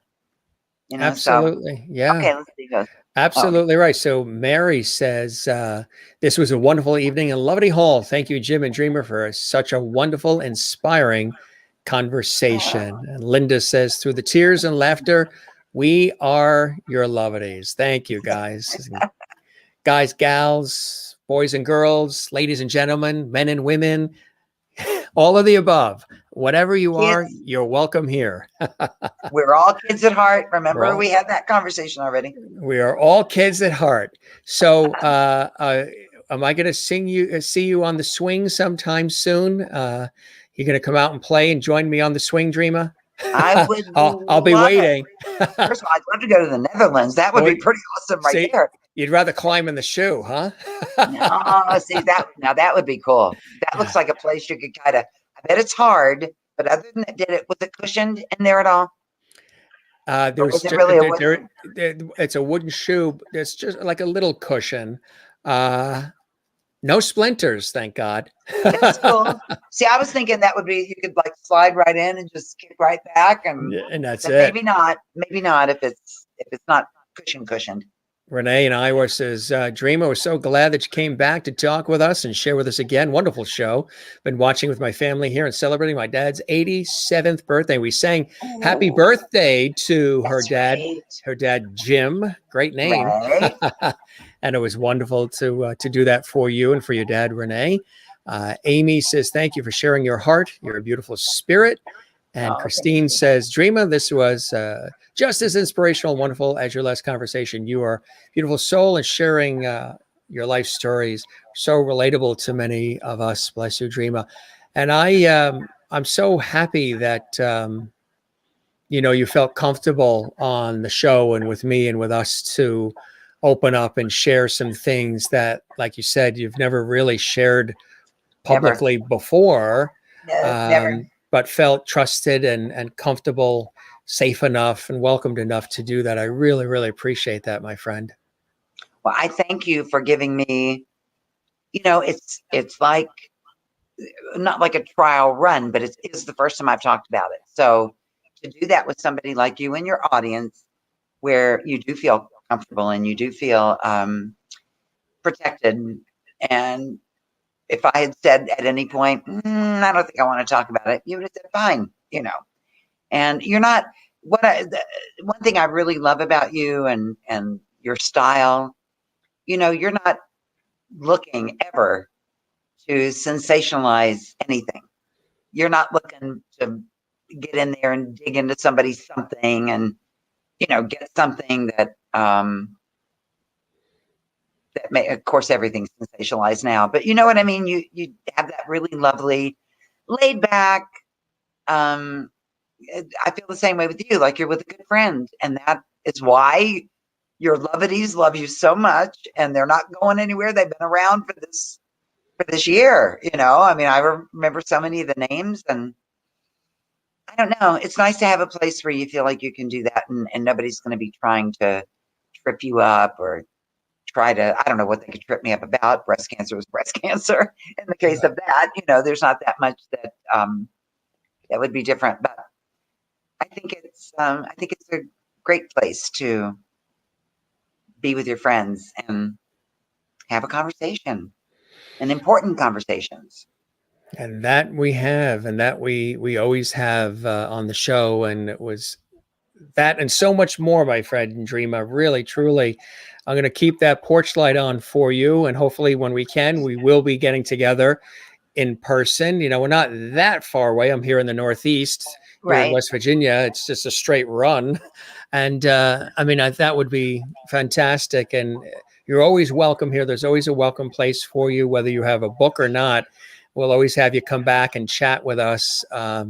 Thank you. So if I stay right here in this spot, Stay in that spot. Now you can stretch and you can leave the room twice okay, a day for whatever you okay, need to do. okay. I have to, Right, grab I a have to snack, hydrate every once in a while. hydrate, Okay. So hydrate. that would be, I have my books all around me. That's all good. Oh, here's one, just so people know, this is not a pitch or anything, but my husband wrote one book in his whole life, and this is it. Oh, see, it glares. Gilligan, Maynard, and Me. And what's so funny, obviously, I have these books, but what is so funny is Bob's book is really the career book. It's the one that talks about behind the scenes on Dobie Gillis and behind the scenes on Gilligan's Island and the other series he did and all that. And mine is the private story.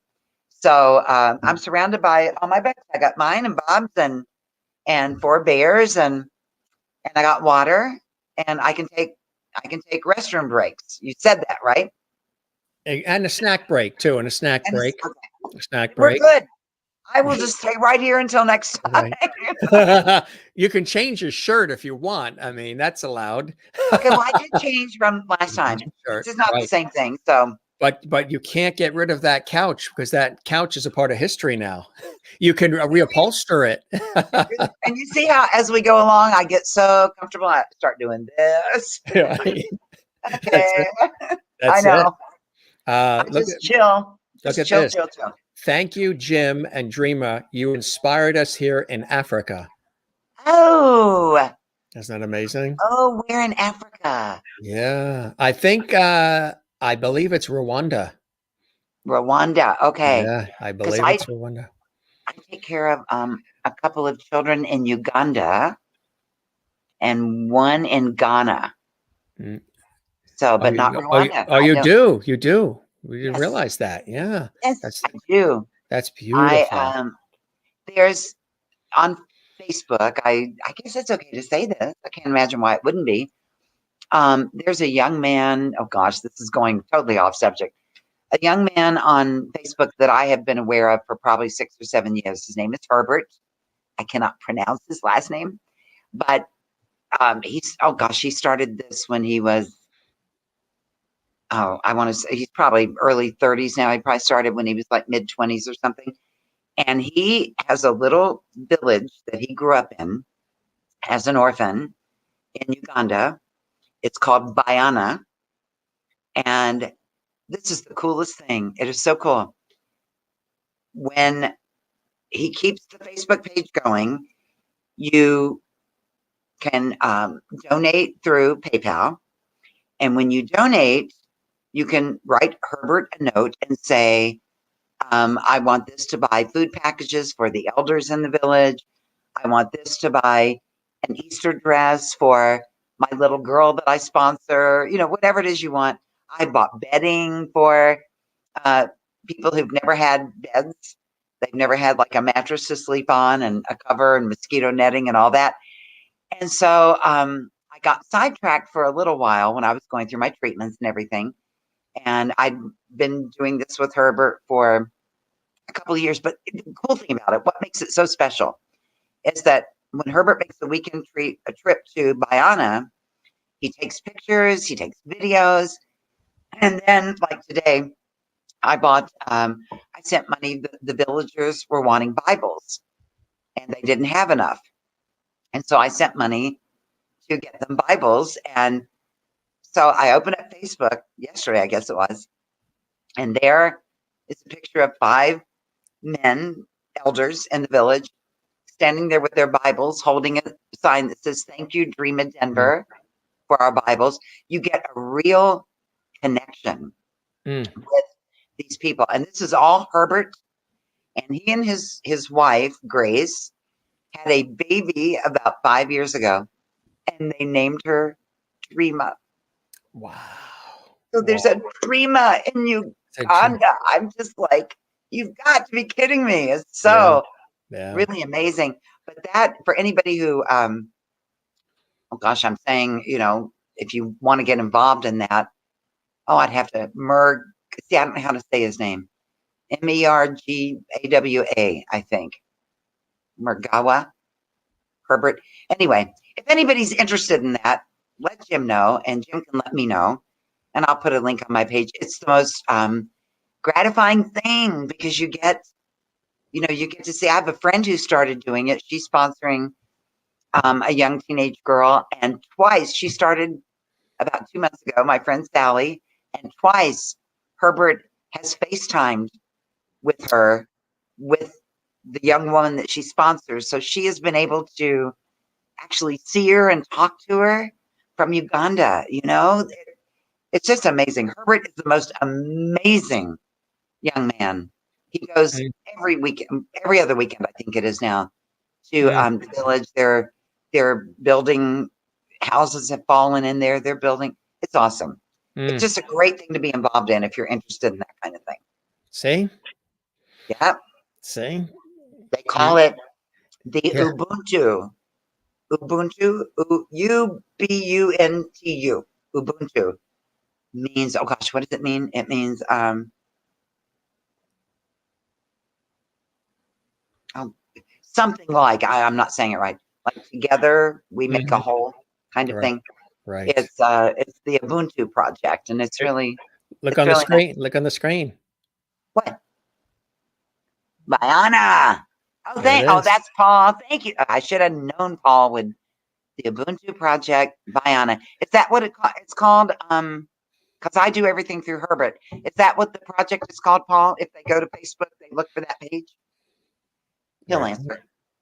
Now Paul is, just so you know, you saw his little profile picture there. I am the founder and president of Always Free Honor Flight here in West Virginia, and Paul is my vice president. He is my go-to military man when I have questions or need, any advice military-wise. Paul's the one who does that. He's So, there. yeah. And I think we had talked about him on the first episode too, right? Yeah. Did we? Yeah. Yeah. Oh, Yeah. Paul, you're getting famous on the Jim Masters show. Just so you know. Best place to be. Right, exactly. Mhm. There you go. He's explaining the meaning too. It means I I am am because because we we are. are. And he That's said, it. yes. And yes, it is that page that you just said. Okay. The Ubuntu Project by Anna. Yes. Okay. It's just the most amazing thing. I tell you, when I saw the pictures, I opened up my Facebook and saw my newsfeed, and there were the pictures of these men holding their Bibles and my little family that I've taken care of. I made sure they got one, and I'm going to sound, corny, but I cried when I saw it. It just felt so good to know that that's something they really, really wanted, and something that is And Juanita's in, right. yeah, she's in South Africa. She's it, so she would know. I don't know. It's just it's an amazing thing for anybody who's looking for that. I've taken care of some children through compassion too, and I'm not saying anything bad about compassion at all. But there's something about the Ubuntu project where you're connected to the child. You feel, or the family, or the people, the elders even, you just feel that connection. And that's something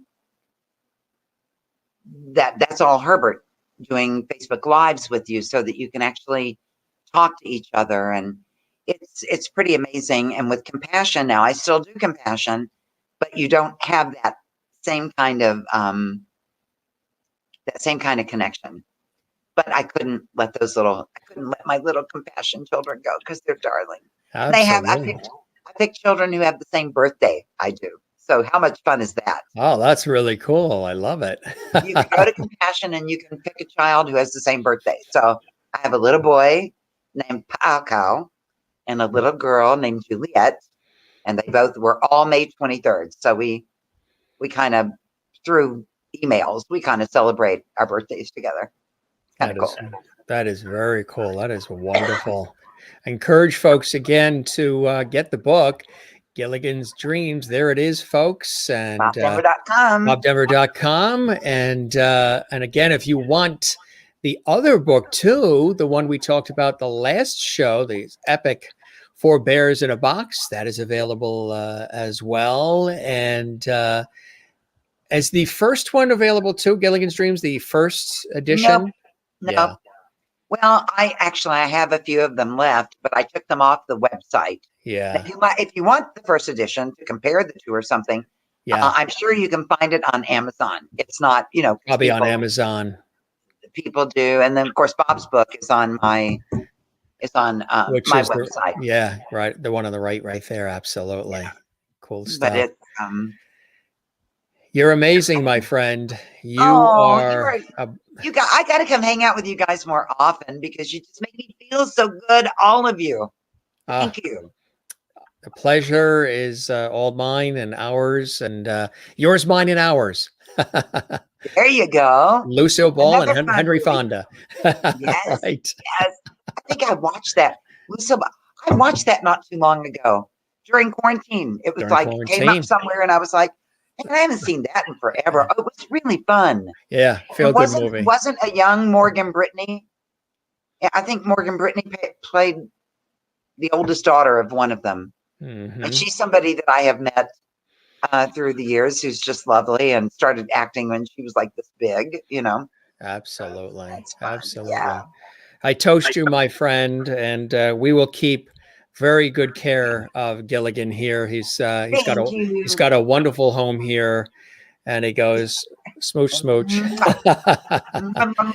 He sits prominently right there next to the monitor. He's next to Casper now.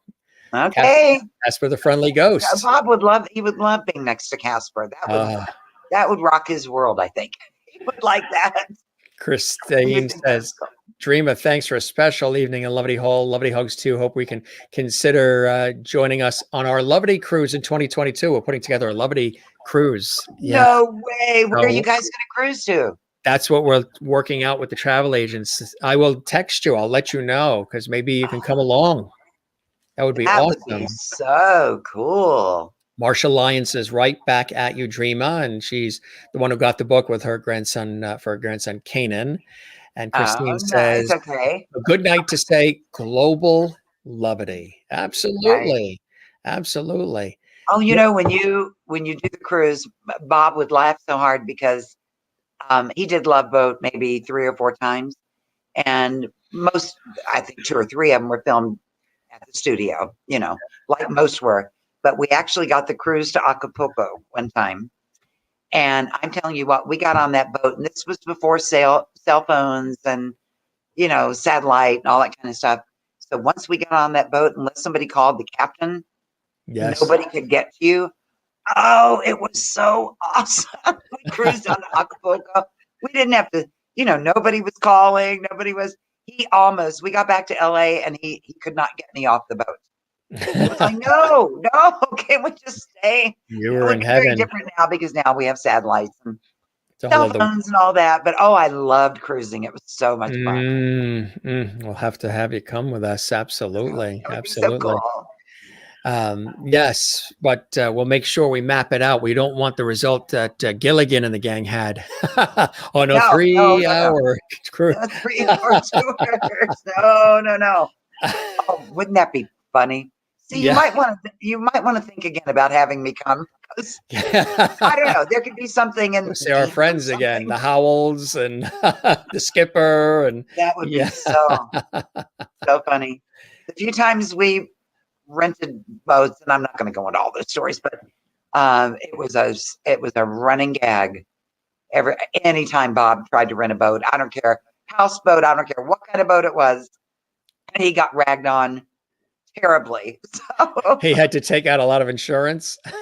He just got ragged on, and we had trouble. We did I'm not going to go into the story, but we rented a house. We rented a houseboat in the Everglades once. The gas gauge didn't work, so we got out into the Everglades where you couldn't see anybody or anything, and ran out of gas. And the thing said we had gas. Anyway, when they finally rescued us from that, it was like it went on forever.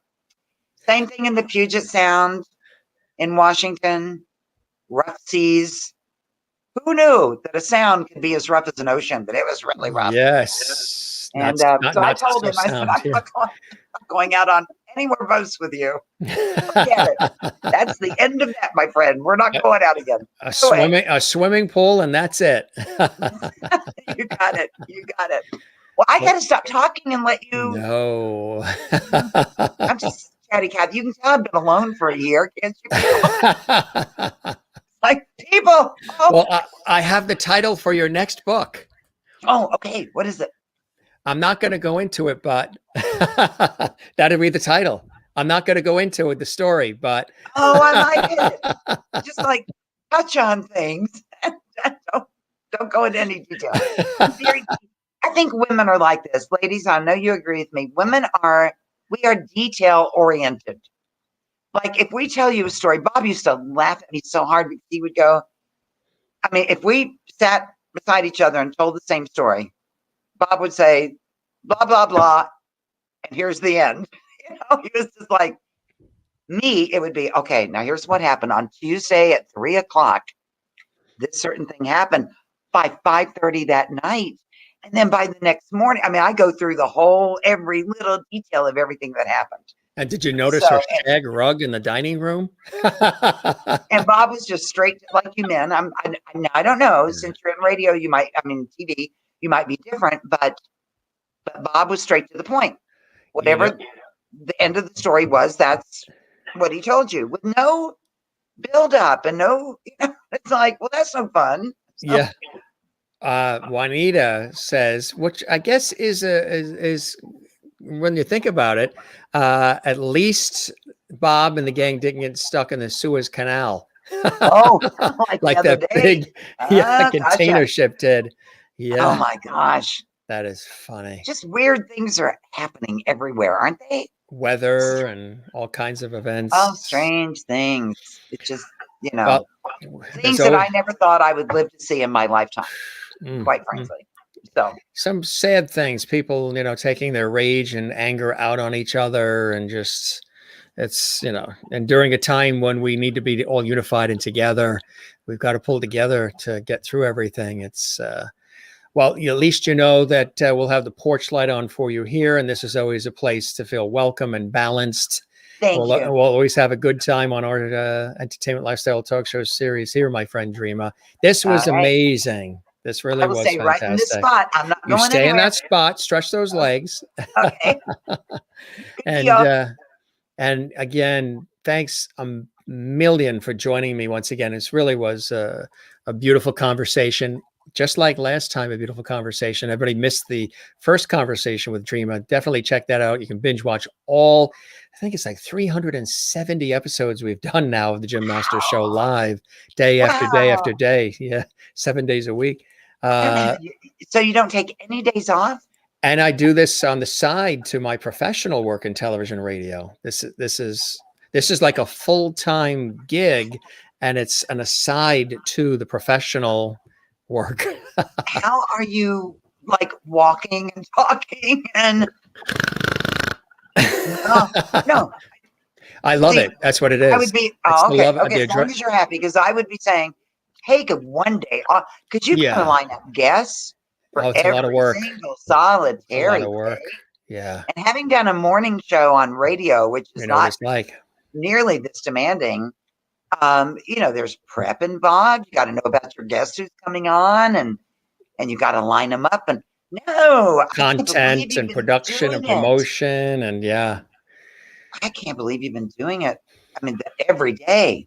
I was thinking that you were doing Monday through Friday, but I was wrong. This past weekend we did 2 shows on Saturday and then another on Sunday.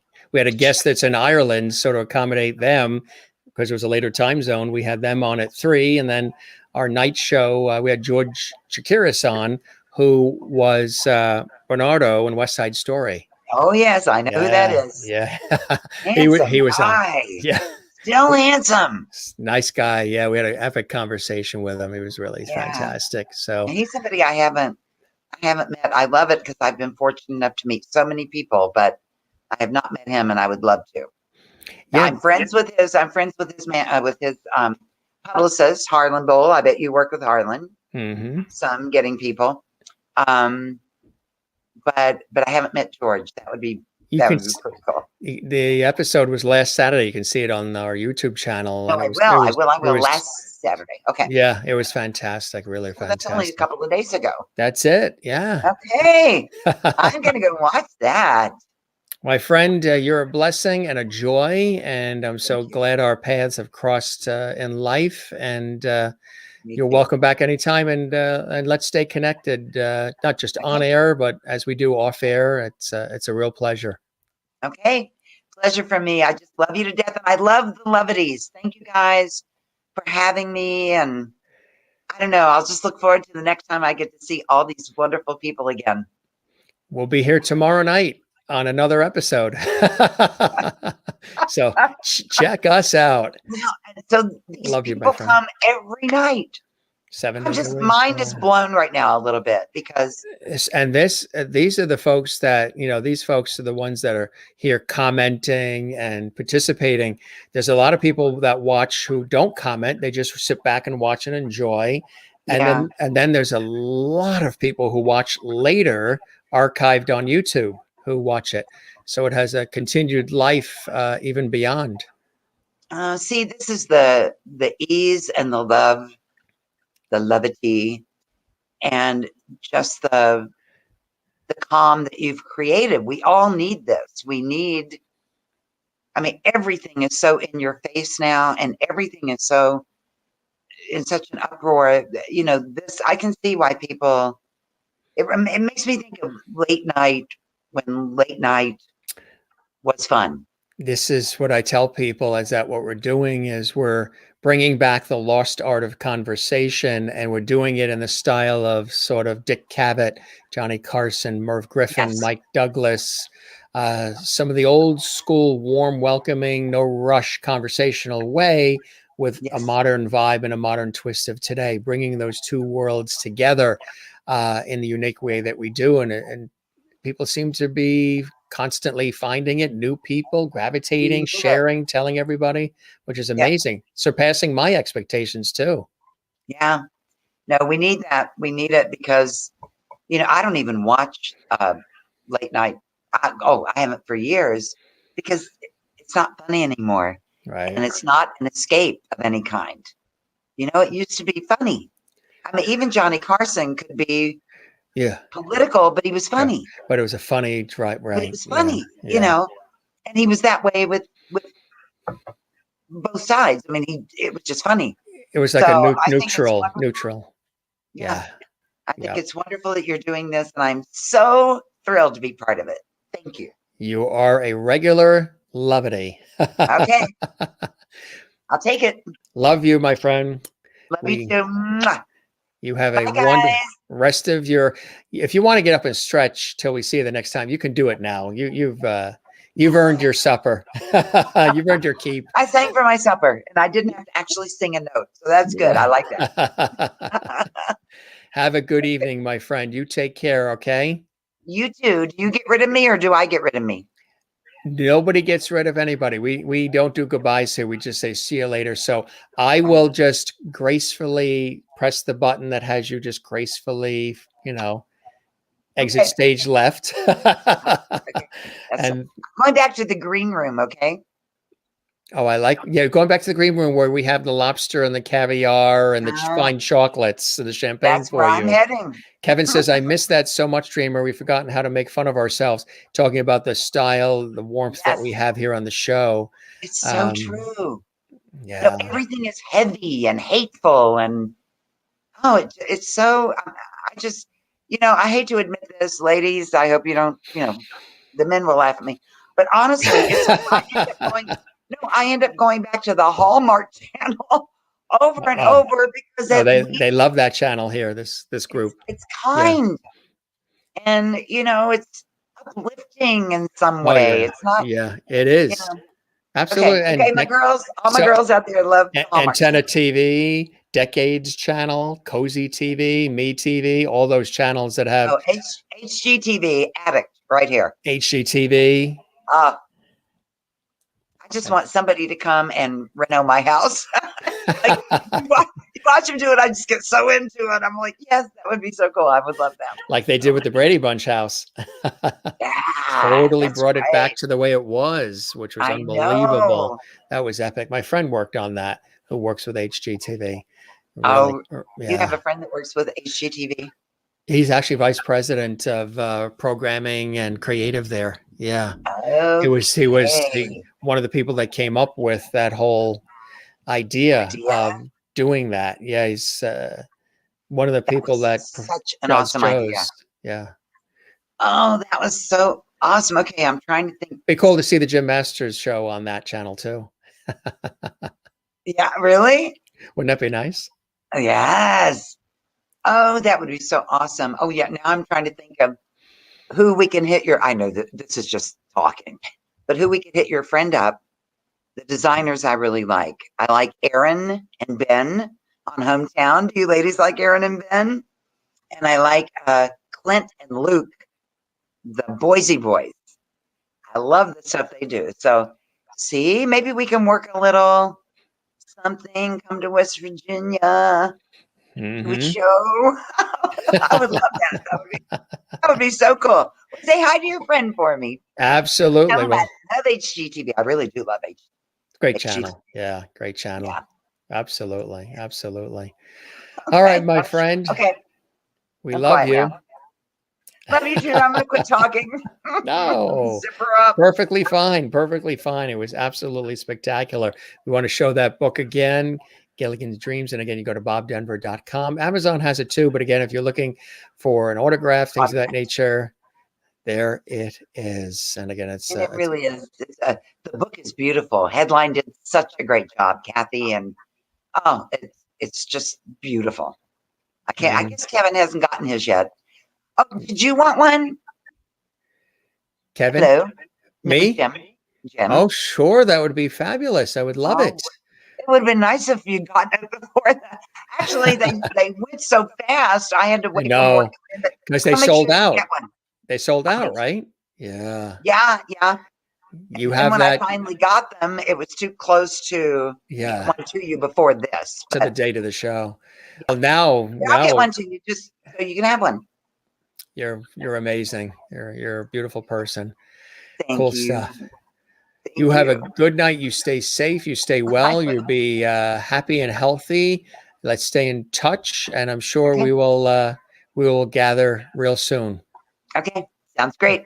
Till then, Love we'll you. keep the light on for you. Love you back, and spread the word about our show, and we'll spread the word about wonderful Dreama Denver as we always do. Thank you. We all got to support each other. That's it. High That's for five. sure. We can't touch, but we can pretend. Where's And my you, hand? There it there is. he What? is. And you know what? Okay. Your phone didn't die. Your There you go. laptop didn't die. Your phone didn't die. The battery didn't die. I See? plugged myself in this time. She's plugged I in. came prepared. I was plugged in, ready to go. She was ready to go. We said probably an hour, hour and 15, 2.5 hours. Okay, let's stop. Last time, no. We have to outdo last time. I'm only kidding when I say this, but we were on, was it 4 hours and 15 minutes last time? I think so. Yeah, It I was think so. over 4 hours. But once you started bringing out your baby pictures, how could we wrap it? That's true. Gave you a tour of my house, That's showed you right. little Betty radio upstairs. Yeah, That's that's right. all. And it was Okay, I'm fantastic. signing off now. You're signing Love you off. We love you. And we'll guys. see you again soon, Dreama. Okay. Bye bye. Have a good night. Bye bye. Bye bye. Dreama Denver. We love her. So true, Dreama, you're right, Amy. Absolutely. Gang, thanks for joining us tonight. This was amazing. We loved having all of you here. We've got a wonderful guest tomorrow, Jeff McCarthy, great actor. He's going to be here tomorrow live on the Jim Masters Show live, 7 p.m. Eastern, 4 p.m. Pacific. This was an epic conversation with our dear friend, Dreama Denver, the second time she's been on the show. Several of our guests, I guess they enjoy it so much, the atmosphere and whatever, they gather from what we do here and what we've built here. They like coming back on, and that means a great deal. This has been a fun and inspiring evening.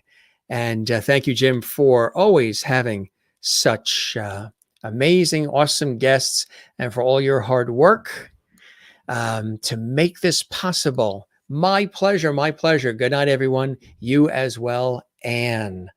And Mary Bishop says, good night, all. Take care. You as well. And Kathleen Walker says, Dreamer was so much fun. Absolutely. I agree. Gang, we always say, don't forget to smile. Don't forget to share the lovity. Don't forget to find your Zen place. Mine, of course, is the ocean. But of course, time with loving family and friends is first. Cycling, music, tennis, writing, good times with good people, and the ocean, swimming, surfing, boogie boarding, and sailing it, surfing it. And of course, my work in television and radio and the stage throughout the years is another Zen place. Do what you love and love what you do. We always say that here on the show. Don't forget, the Jim Masters Show live is here, 7 p.m. Eastern, 4 p.m. Pacific, live on our YouTube channel at Jim Masters TV. If you missed this episode, any of it, or you'd like to see it again, or you'd like to share the link, feel free to do so. All 370 plus episodes of the Jim Masters Show live are there for you on YouTube to binge watch and enjoy. We thank our dear friend, Dreama Denver, actress, author, radio station owner, beautiful person inside and out, for joining us here on the show. We loved her stories and her openness about, of course, the love of her life, Bob Denver, who again, played Gilligan, and so many other roles. He was in Dobie Gillis and just so much more. The love they have for each other remains intact. And again, it was such an honor and a pleasure to to talk about Bob, but also talk about their love, their relationship. Of course, you know from the years on Gilligan's Island, but so much more. Don't forget Dreama's other book as well, and there's a sequel to that as well, Four Bears in a Box. Really highly acclaimed and beloved. Love that shot with Dreama. Isn't that a great one? And also the book that we're talking about, Gilligan's Dreams. Don't forget, you can get it at Amazon, but if you get it at bobdenver.com, let her know you heard about it on the Jim Masters Show Live. Make sure you mention the Jim Masters Show Live, and she will autograph it for you as well, which I think is very sweet and very, very cool. She mentioned Dawn Wells, of course, who played Marianne on Gilligan's Island, who passed away recently. That was a touching tribute as well. And again, just wonderful photos. And there's Bob and their son, Colin, on the beach. Really epic. Don't forget to relax and be well and love one another and love yourself, reminding you that regardless of your income, your height, weight, your political views, your religious views, or any of that, everybody's welcome here on the Jim Master Show Live. So relax, breathe, and join us. And tonight we say, have a wonderful rest of your day. And Gilligan, again with love from Dreama Denver, Gilligan and I and the rest of the cast of characters wish you a wonderful rest of your evening. There he is right there. Aloha, Jim. Dreama Denver. He will go back over there, right in the corner there, next to our newest cast member, Casper, who joined us last night. So there's Gilligan. And it was a pleasure having Dreama on the show. Always wonderful. You guys are the best. We're going to wrap up. And we teased each other. We said we'd chat for about an hour, 15 minutes, because last time we were on, like she said, almost 4 hours. It just rolled. Everybody gets so comfortable. And so we just did about 2.5 hours, but it didn't feel like it. And we always enjoy it. And the guests enjoy it. And you guys obviously do as well. Christine Clifton says, Jim, thanks for another epic conversation with lovely Dreama. It truly would be a real treat to have her with us on the Lovely Cruise. Absolutely, I agree. Good night, Jim and lovely family. Till next time, you as well. Christine, bye, Jim and Gilligan. And again, happy birthday to your dad, Jim, there in Iowa. Mona Greer in Louisiana says, thanks, was a great night. Good night and hugs, all hugs and love to all. I love that. You too, Mona and Renee. Have a great night, everyone. You too, Renee. Kathleen says, thanks, Jim. Have a great night. Lovely hugs. Stay safe. Good night, all. And yeah, we'll let her know about Canaan for sure, Marcia. That's great. You're going to really enjoy that book. Absolutely. Love Dreama. Juanita, have a good night. And Crystal, is it your birthday, Crystal? I thought I saw somebody say that. I wasn't sure. Otherwise, we would sing the happy birthday to you. You have a wonderful night, Crystal. Thanks for being with us there in Connecticut. Kevin Miller joining us as well. Good night, all. Thank you, Jim and Dreama. Our pleasure. You have a good night, Kevin. Good night, Jim. Enjoy the evening very much. See you tomorrow. Kathy Short in Cleveland. Thanks for tuning in and joining us as well. You guys are the best. We love you all. Take care. Have a good rest of your night. And thanks for joining us on this episode of the Jim Masters Show Live. Good night.